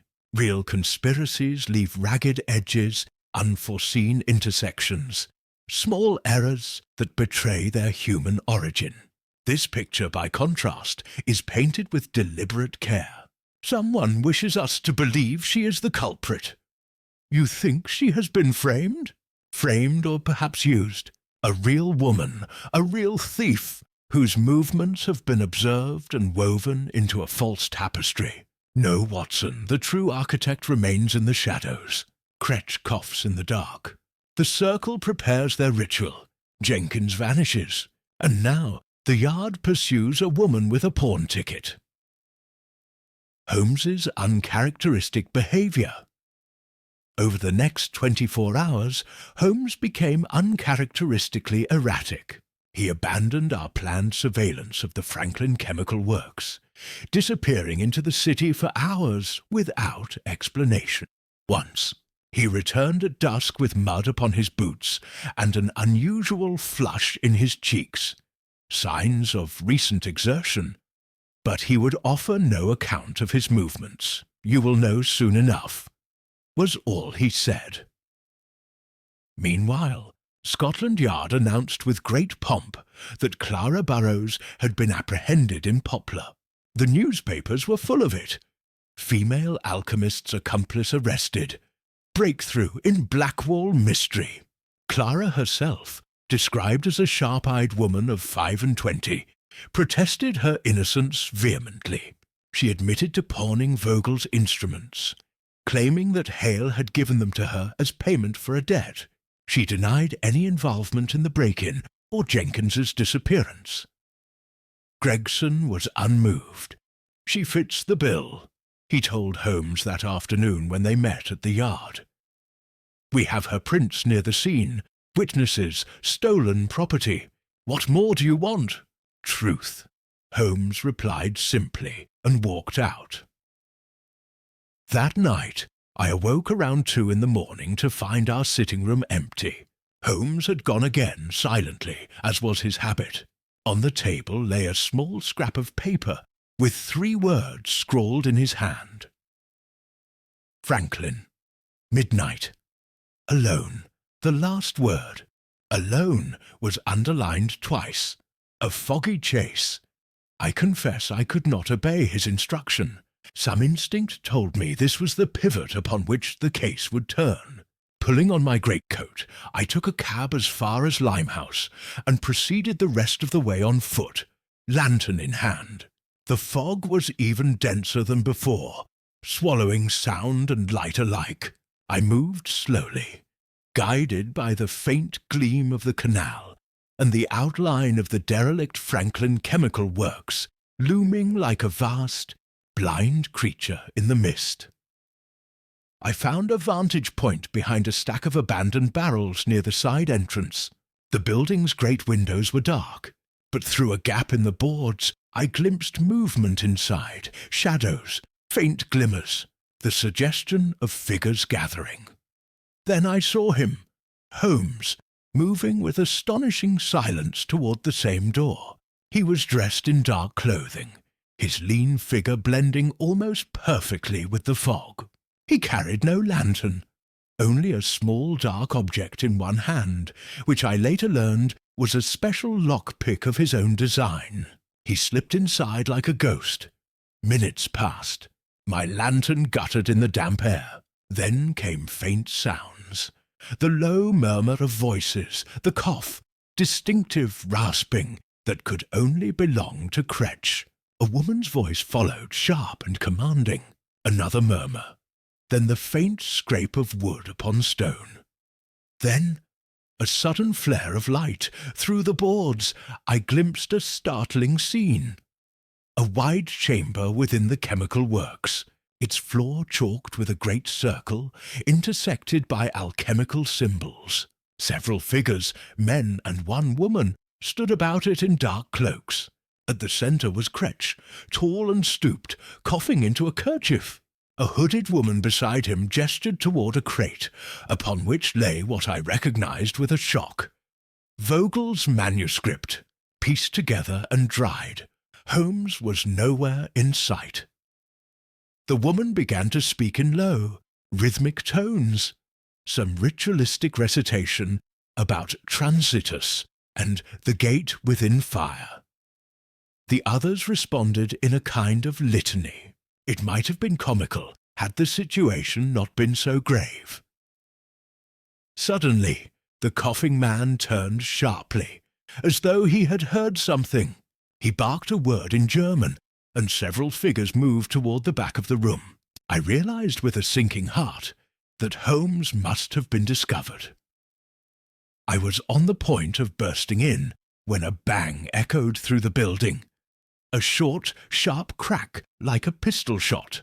The ritual circle dissolved into confusion. Figures scattered, a lantern was knocked over, and the light died abruptly. Then came silence, broken only by the cough, now distant, and the scurry of feet into the fog outside. I rushed to the door and forced my way inside, my lantern cutting through the gloom. The room was empty save for the chalked circle and the scattered remnants of paper, but against the far wall lay something that made my heart lurch. Holmes's hat, crumpled and damp, lying beside a small pool of water. Holmes's disappearance. I searched the building in vain. There was no sign of Holmes or of the conspirators. Only the echo of footsteps retreating into the fog and the acrid smell of extinguished lanterns.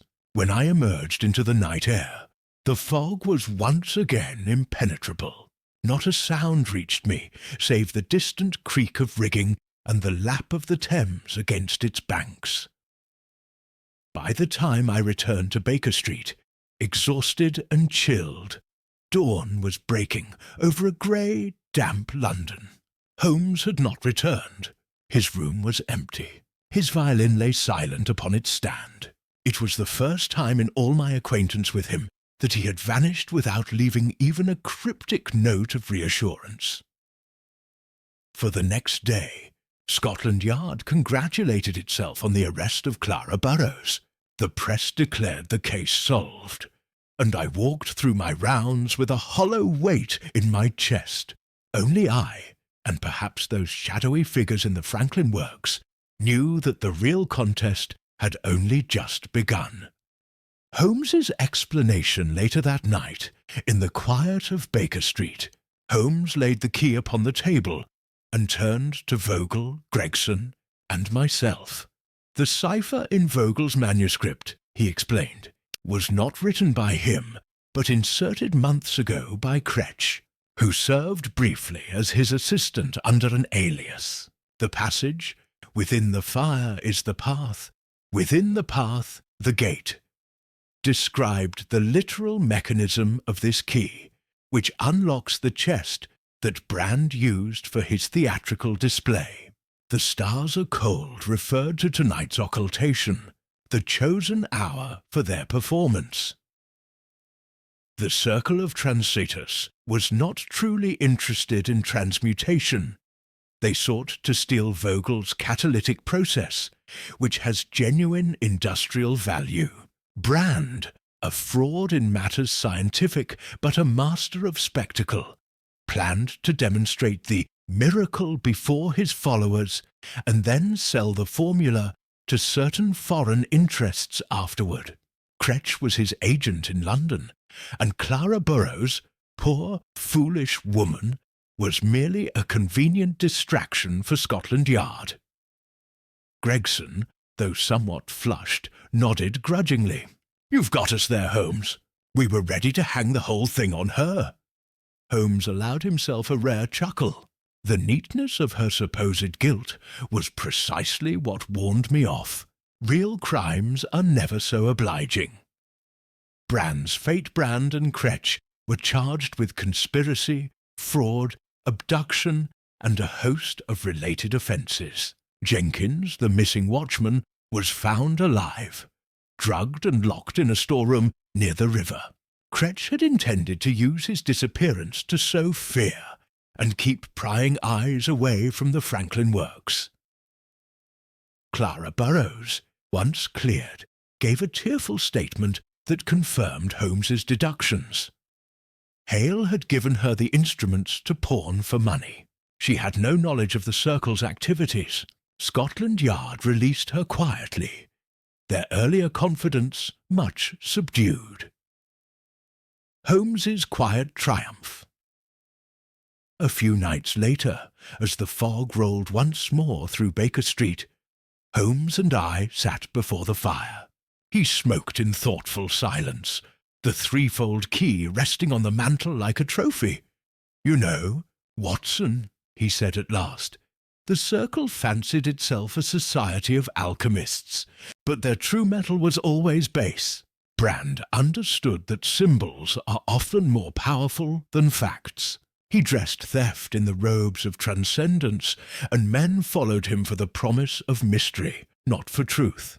It is an old trick, and a dangerous one." He leaned back, half smiling. "But symbols, Watson, are a two-edged sword. Tonight their circle opened indeed, but not to the stars, to the law." Chapter 10. The Ashes of Transitus. The weeks that followed the fall of the Circle of Transitus were of a peculiarly sober cast. The newspapers, which had trumpeted Clara Burrows's arrest with unseemly glee, now reported the sensational capture of Aloysius Brand and his accomplices in bold, breathless headlines. "The Circle of Transitus unmasked. Pseudo-alchemists plot. Industrial theft." Holmes strikes again.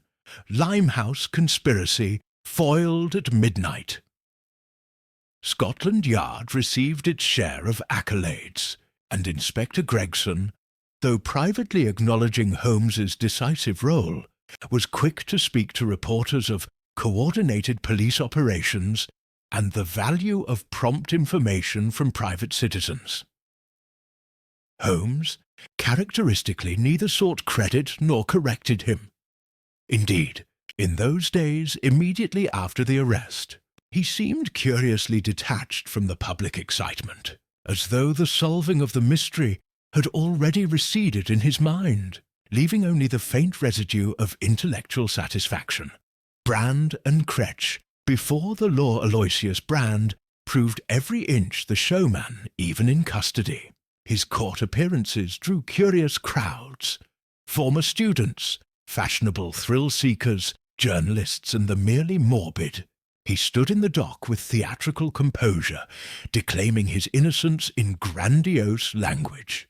He claimed his ceremony had been an elaborate scientific demonstration, and Vogel's manuscript, a voluntary contribution to the advancement of human knowledge. Kretsch, by contrast, coughed and glared through the proceedings, his gaunt face set in sullen defiance. Unlike Brand, he understood the strength of the evidence against him. The forged key, the cipher, the abduction of Jenkins, and the testimony of Hale. Hale himself, though facing lesser charges, cooperated fully once the Circle's grip was broken.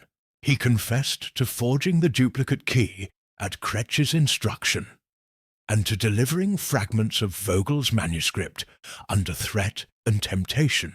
His evident remorse, combined with Vogel's personal appeal for leniency, secured him a light sentence. Jenkins, recovered from his ordeal, testified with blunt honesty about his abduction. They come out of the fog, they did, one with a voice like gravel, the other quiet as a cat. I never saw mourn their cloaks. Next thing I know, I'm waking in a storeroom like a sack of coals. Brand and Kretsch were ultimately convicted on multiple counts of fraud, conspiracy, abduction, and attempted theft of industrial secrets. Brand's eloquence availed him nothing against Holmes's evidence, which was laid before the court with surgical clarity. The threefold key, the cipher in the manuscript, the theatrical apparatus in the Franklin works, all were presented, each piece fitting neatly into the pattern Holmes had discerned. Their sentences were severe. Brand, whose manipulations had drawn dozens into his orbit, was condemned to penal servitude. Kretsch, whose involvement in the abduction was proven beyond doubt, faced a similar fate. The circle of Transitus disintegrated overnight. Its adherents melted away into the fog from whence they had emerged. Vogel's restoration. For Heinrich Vogel, the conclusion of the case was bittersweet. His manuscript, though partially damaged, had been largely reconstructed under Holmes's guidance. The stolen fragments were returned, and his reputation, briefly endangered by the sensational press, was restored. He visited Baker Street one cold December evening to express his gratitude. "Mr. Holmes," he said, his precise accent softening with emotion, "without you my life's work would have been destroyed. More than that, I might have been made complicit in a crime I did not commit. I cannot repay such a debt." Holmes waved him off with his usual dry modesty. "You owe me nothing, Herr Vogel. I confess the case appealed to my professional vanity. There are few things more stimulating than a criminal who attempts to cloak his larceny in mysticism." Vogel produced a small, polished brass retort, the very one Holmes had examined on the night of our first meeting. "Permit me to leave this with you," he said. "A token, not of debt, but of esteem." Holmes accepted it with a rare warmth, though I shall keep it on the mantel, as a reminder that even alchemy can yield something tangible in the end.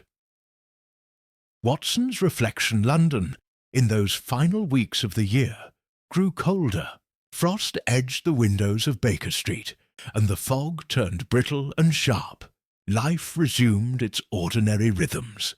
My rounds at the surgery, Holmes's quiet perambulations through the city's undercurrents, the familiar evening companionship by the fire. Yet something in Holmes's demeanour had altered. One evening, as I read the Times by lamplight, I noticed him standing at the window, pipe in hand, gazing out at the drifting fog.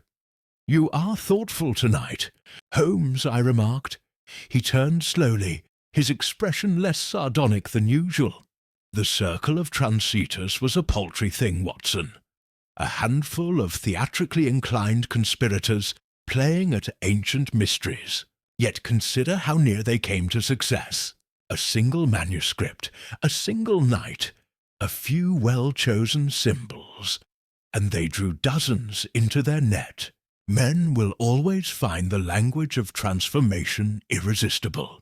Whether it is gold, immortality, or power, they crave the shortcut." "You unmasked them," I said. "Their performance is ended, for now," he replied quietly.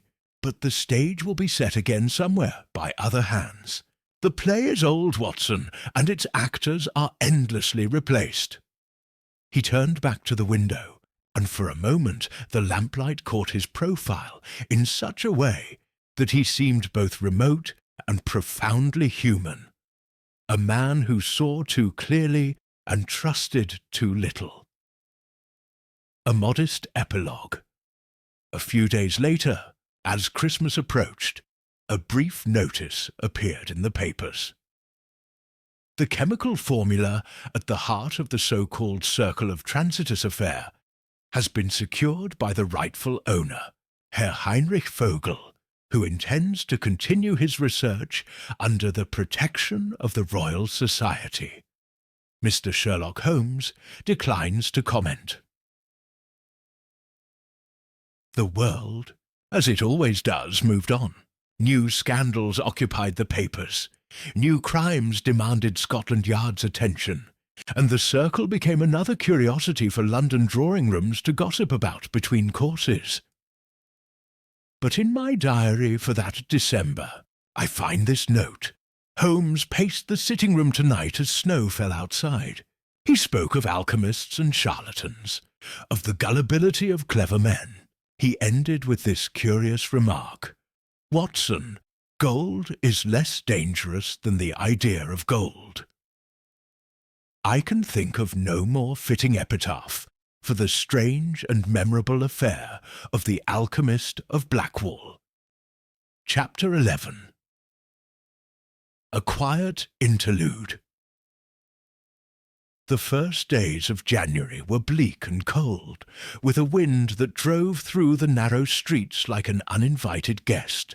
Snow fell intermittently, whitening the rooftops before melting into grey slush along the curbs.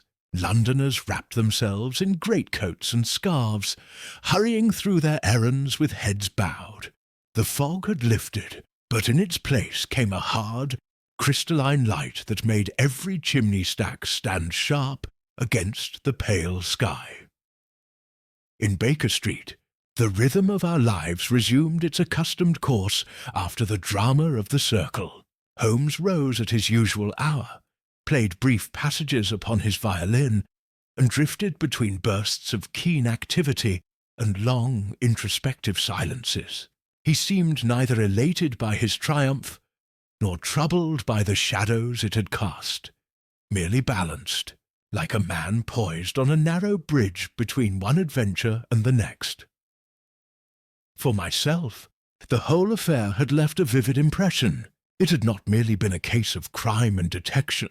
It had revealed something deeper about the human appetite for mystery, and about Holmes himself. I found my thoughts returning often to the image of him standing in that derelict factory, hooded and calm among the chanting conspirators, the master of a stage he had allowed his enemies to build.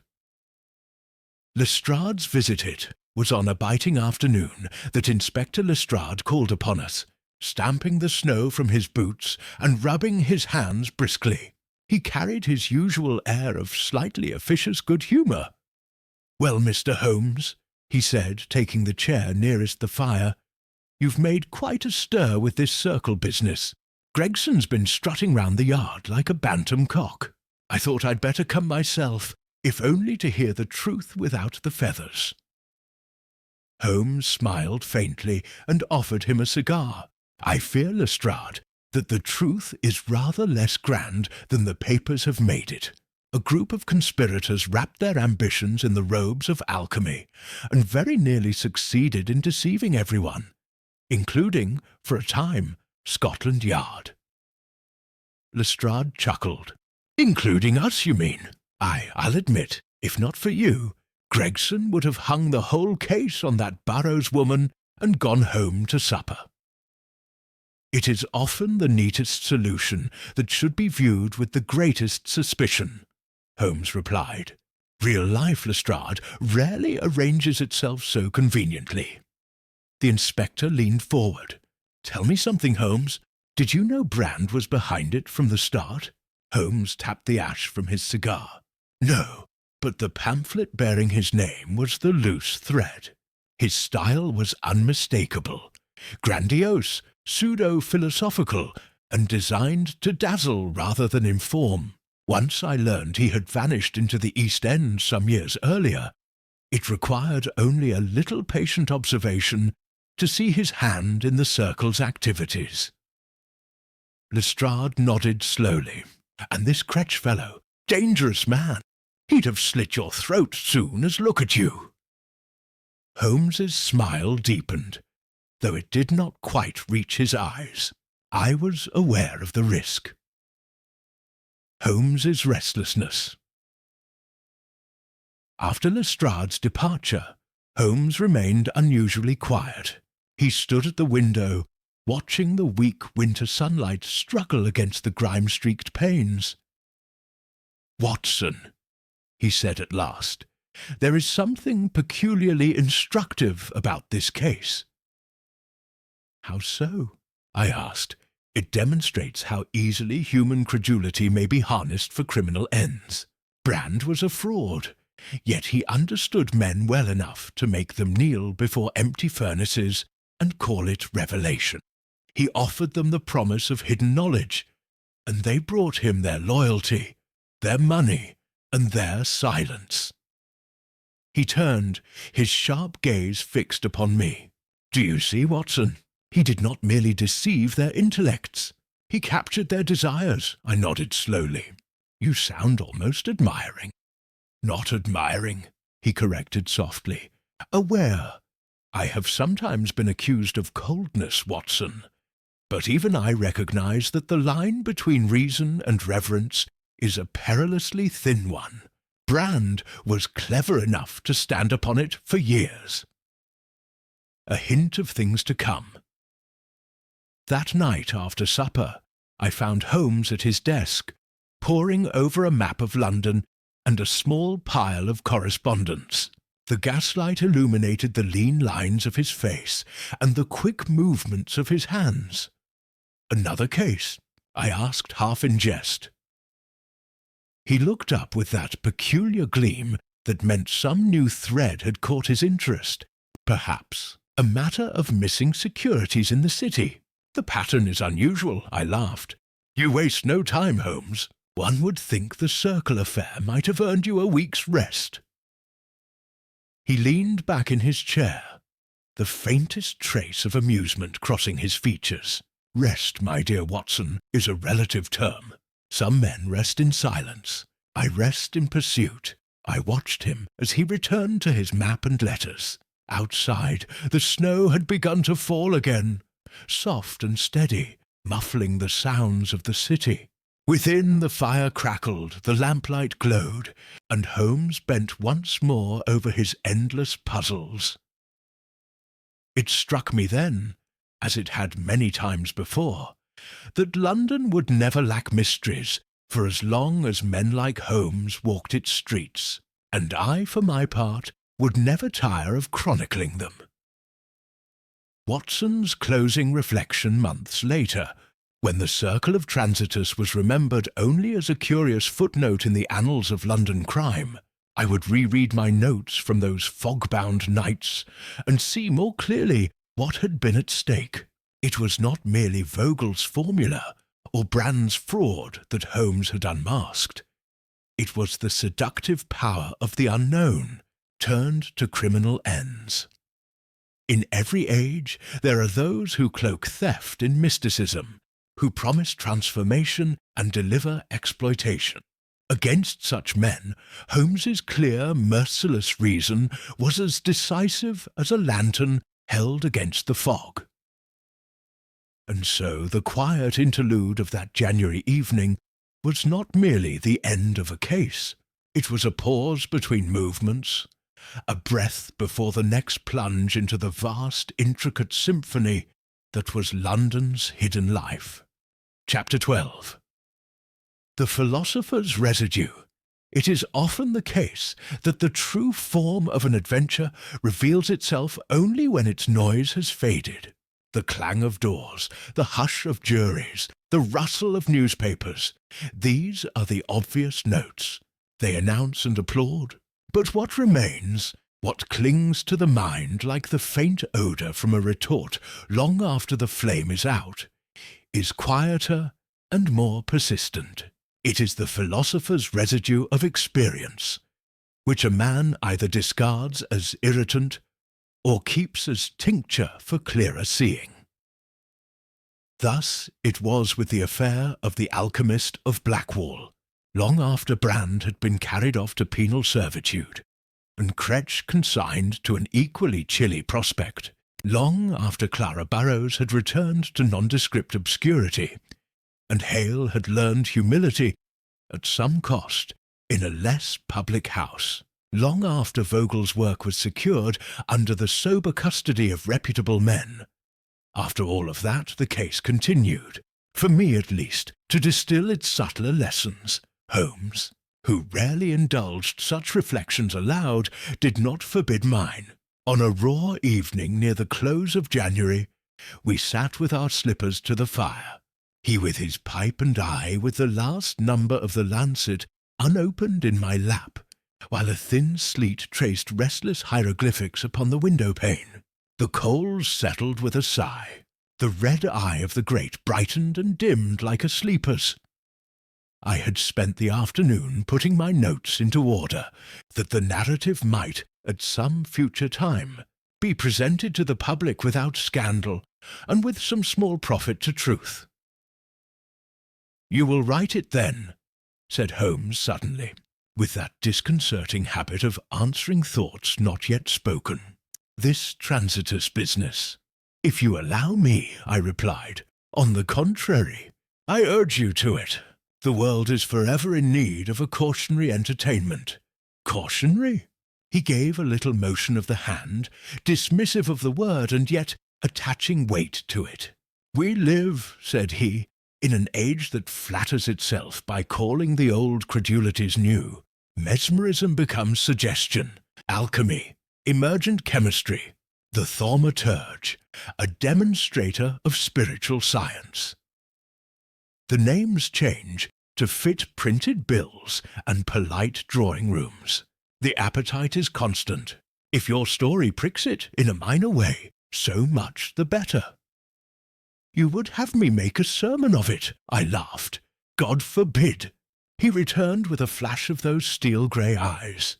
"Leave homilies to clergymen and to men like Brand, who found them more profitable than prayer. Tell it straight, Watson. A case of theft coated with incense. The lesson will be visible. Enough to those who are able to see." He fell silent, and stared into the fire with that singular withdrawal of manner which meant that his mind had climbed to some high ledge inside him and was looking down upon the business of life with a detached curiosity. I have observed that great mental exertion leaves him for a time without much need of conversation. It is as though the engine, having run hot, idles in perfect balance. Presently he spoke again, but gently, like a man returning from a height. "There is one feature of this case," he said, "in which I confess to a certain interest beyond the strictly professional." "Vogel?" I suggested. "You took an uncharacteristic pains for his well-being." He inclined his head. The man's work contained no magic, but there was a kind of courage in his perseverance. To labour for years among stubborn facts and bear the cold indifference of matter, that is a discipline I respect. He kept on his company, Watson, air, heat, and number. Set against Brand's apparatus of words and candles, it is a modest thing. Yet it moves the world. You are less hard than you pretend, I said, smiling. Do not mistake admiration for sentiment, he returned. But there was no sting in it. Vogel is a man whose work will endure, because it does not require faith to function. Whatever parable you distill, Watson, let it preserve the dignity of the unromantic. I promised that it should, and in the fulfilment of that promise I have found, perhaps, an apology for the length of this narrative. For if the public has sometimes reproached me for the very colour which may recommend these accounts to less severe readers, I answer that the colours were already woven in the cloth. London is a great loom for such fabrics. It weaves credulity and cunning, want and speculation, all into a damp, serviceable tartan we call life. I have merely brushed it and held it up to the light. A few days later, I met Heinrich Vogel by appointment at the rooms of a Fellow of the Royal Society, where, in discreet company, his restored manuscript lay spread like a convalescent upon white paper. The Fellow, a dry-mannered man with a taste for precise adjectives, assured me that Vogel's catalytic process promised no philosopher's stone, but something of practical consequence. An economy of fuel, a new hardness in certain alloys, perhaps a small revolution in manufacture, which, said he, is the only sort of revolution worth encouraging. Vogel himself, recovering his natural dignity, thanked me in the low, earnest tones of his countryman. He asked after Holmes, and when I relayed my friend's remark about the dignity of the unromantic, the chemist's eyes moistened behind his spectacles. "It is good," he said, "that there are men like your Mr. Holmes to stand between the maker and the thief." I did not contradict him, yet as I walked home along the embankment, river birds wheeling like scraps of paper about the arches, grey upon grey, it came to me that Holmes stands between more than maker and thief. He stands between the sober and the credulous, between the solitary worker and the excited crowd. For what is a crowd, in the end, but the oldest alchemist's fire, in which good metals are melted down to feed the first who promise gold? London, meanwhile, returned to its habits. The dock bells tolled, the newspaper boys cried, the hansoms teetered and sprang. The circle of Transitus, deprived of its masters, dissolved into what such things always are when the gas is turned up. Cold air and a smut of soot. Gregson, who bore no malice to truth when it did not cross him, sent a note upon a card. Much obliged for assistance. Clara B. released. Press difficult. Dinner, if convenient, after quarter sessions. Holmes read it with a flicker of amusement and consigned it to the mantel. He prefers talk without napkins. Of Clara Burrows I learned by a small chain of inquiries, of which he remains, as ever, the invisible smith, that she had found respectable employment in a laboratory attached to a technical college. "Keep one thief from the rope," he once remarked to me, "and you shall rarely have to keep her from the till." Whether the generosity is hers or his, I will not disentangle. I record only the outcome. Edmund Hale, shrinking from the city's eye, wrote to Vogel from a northern town where he had secured a post. His letter was contrite without being abject, which is to say that time had already begun its usual work of varnishing experience into wisdom. The watchman Jenkins, being made of simpler stuff, cured his nerves with ale and returned to the lane. "If there's fog," he told me on a later evening, "I keeps my back to a wall now. There's nothing on two legs as likes a wall less than a thief." As for Brand, he left behind him, in addition to a quantity of seized pamphlets and a handsome debt to his tailor, the sort of legend that is food for idle talk at second-rate dinner tables. I overheard at a certain club where medical and legal men rub along. A lively debate as to whether his doctrine concealed a great truth badly expressed, or a small falsehood splendidly arrayed. Holmes would have smiled. He knows that public taste is merely the mirror in which a charlatan studies his costume. The law, which is not an aesthete, relieved Brand of his wardrobe, and gave him a suit of unanswerable simplicity. The thing was done. One image remains with me more stubbornly than any other. The white plume of smoke issuing from the high chimney of the Franklin Works on that appointed night. The occultation, punctiliously predicted by the astronomers, had been masked by fog. The heavens kept their own counsel. But that earth-born signal, which meant a net drawn tight and a fraud concluded, rose clean and straight, a visible thread stitched neatly through the fabric of London's night.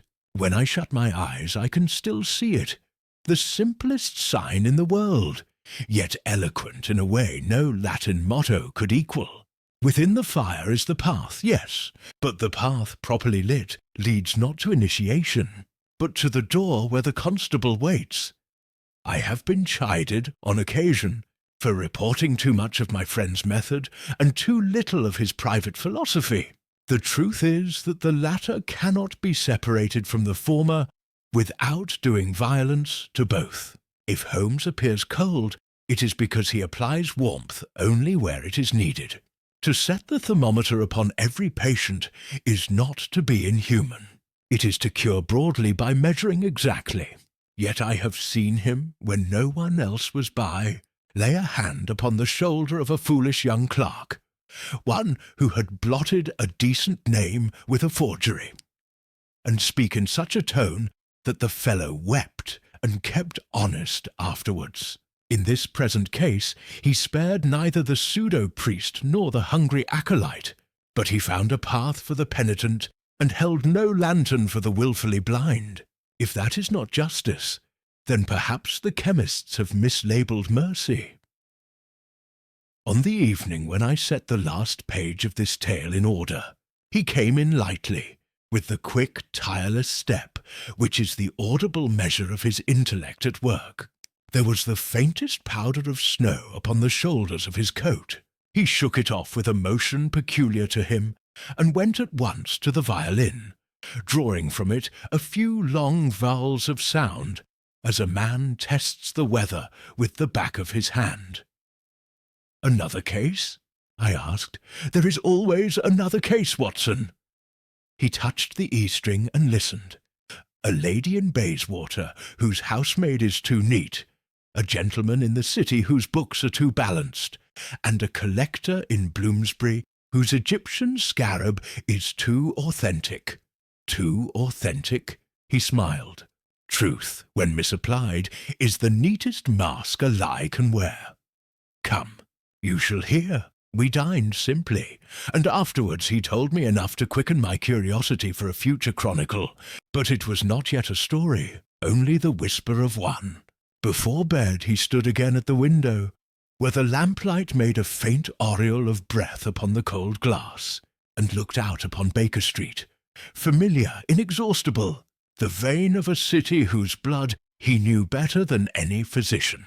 Then he turned and said, half to himself, half to me, "Gold, Watson, is very quiet when it is gold. It is the idea of gold that makes the noise." I wrote that sentence down when he had gone to his room. It seemed to me an epitaph, less for Brand than for the eagerness that raised him, and will raise another after him. There will always be the circle and the gate, the chant and the key.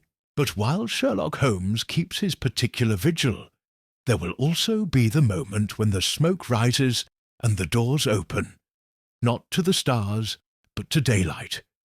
And so I lay down my pen. If, when these pages see the light, there are still those who insist that the circle of transitors contained some spark of the real thing, I shall not quarrel with them. They may keep their incantations. I prefer the dingy little chemical table in Baker Street. the precise hand, and the patient eye. The retort that yields up not gold, but an answer. In that modest alembic my friend has transmuted far baser metals than Brand ever dreamed. Fear into caution, credulity into sense, panic into procedure. It is not romantic, perhaps, but on winter nights, when the sleet rattles like thrown gravel at the panes, and London mutters its ancient restlessness, I find it enough. Thus ends, to my thinking, one of the more instructive chapters of our long association.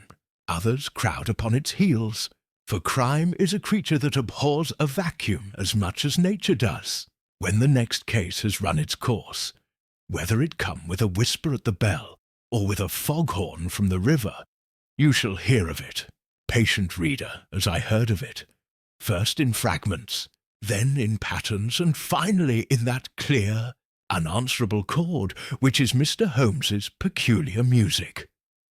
Until then, I leave you with the embers. If they seem to glow faintly, it is because some small portion of that night's fire still lives in them. Should the world grow dark again with counterfeit wonders, stir them. You may yet find warmth.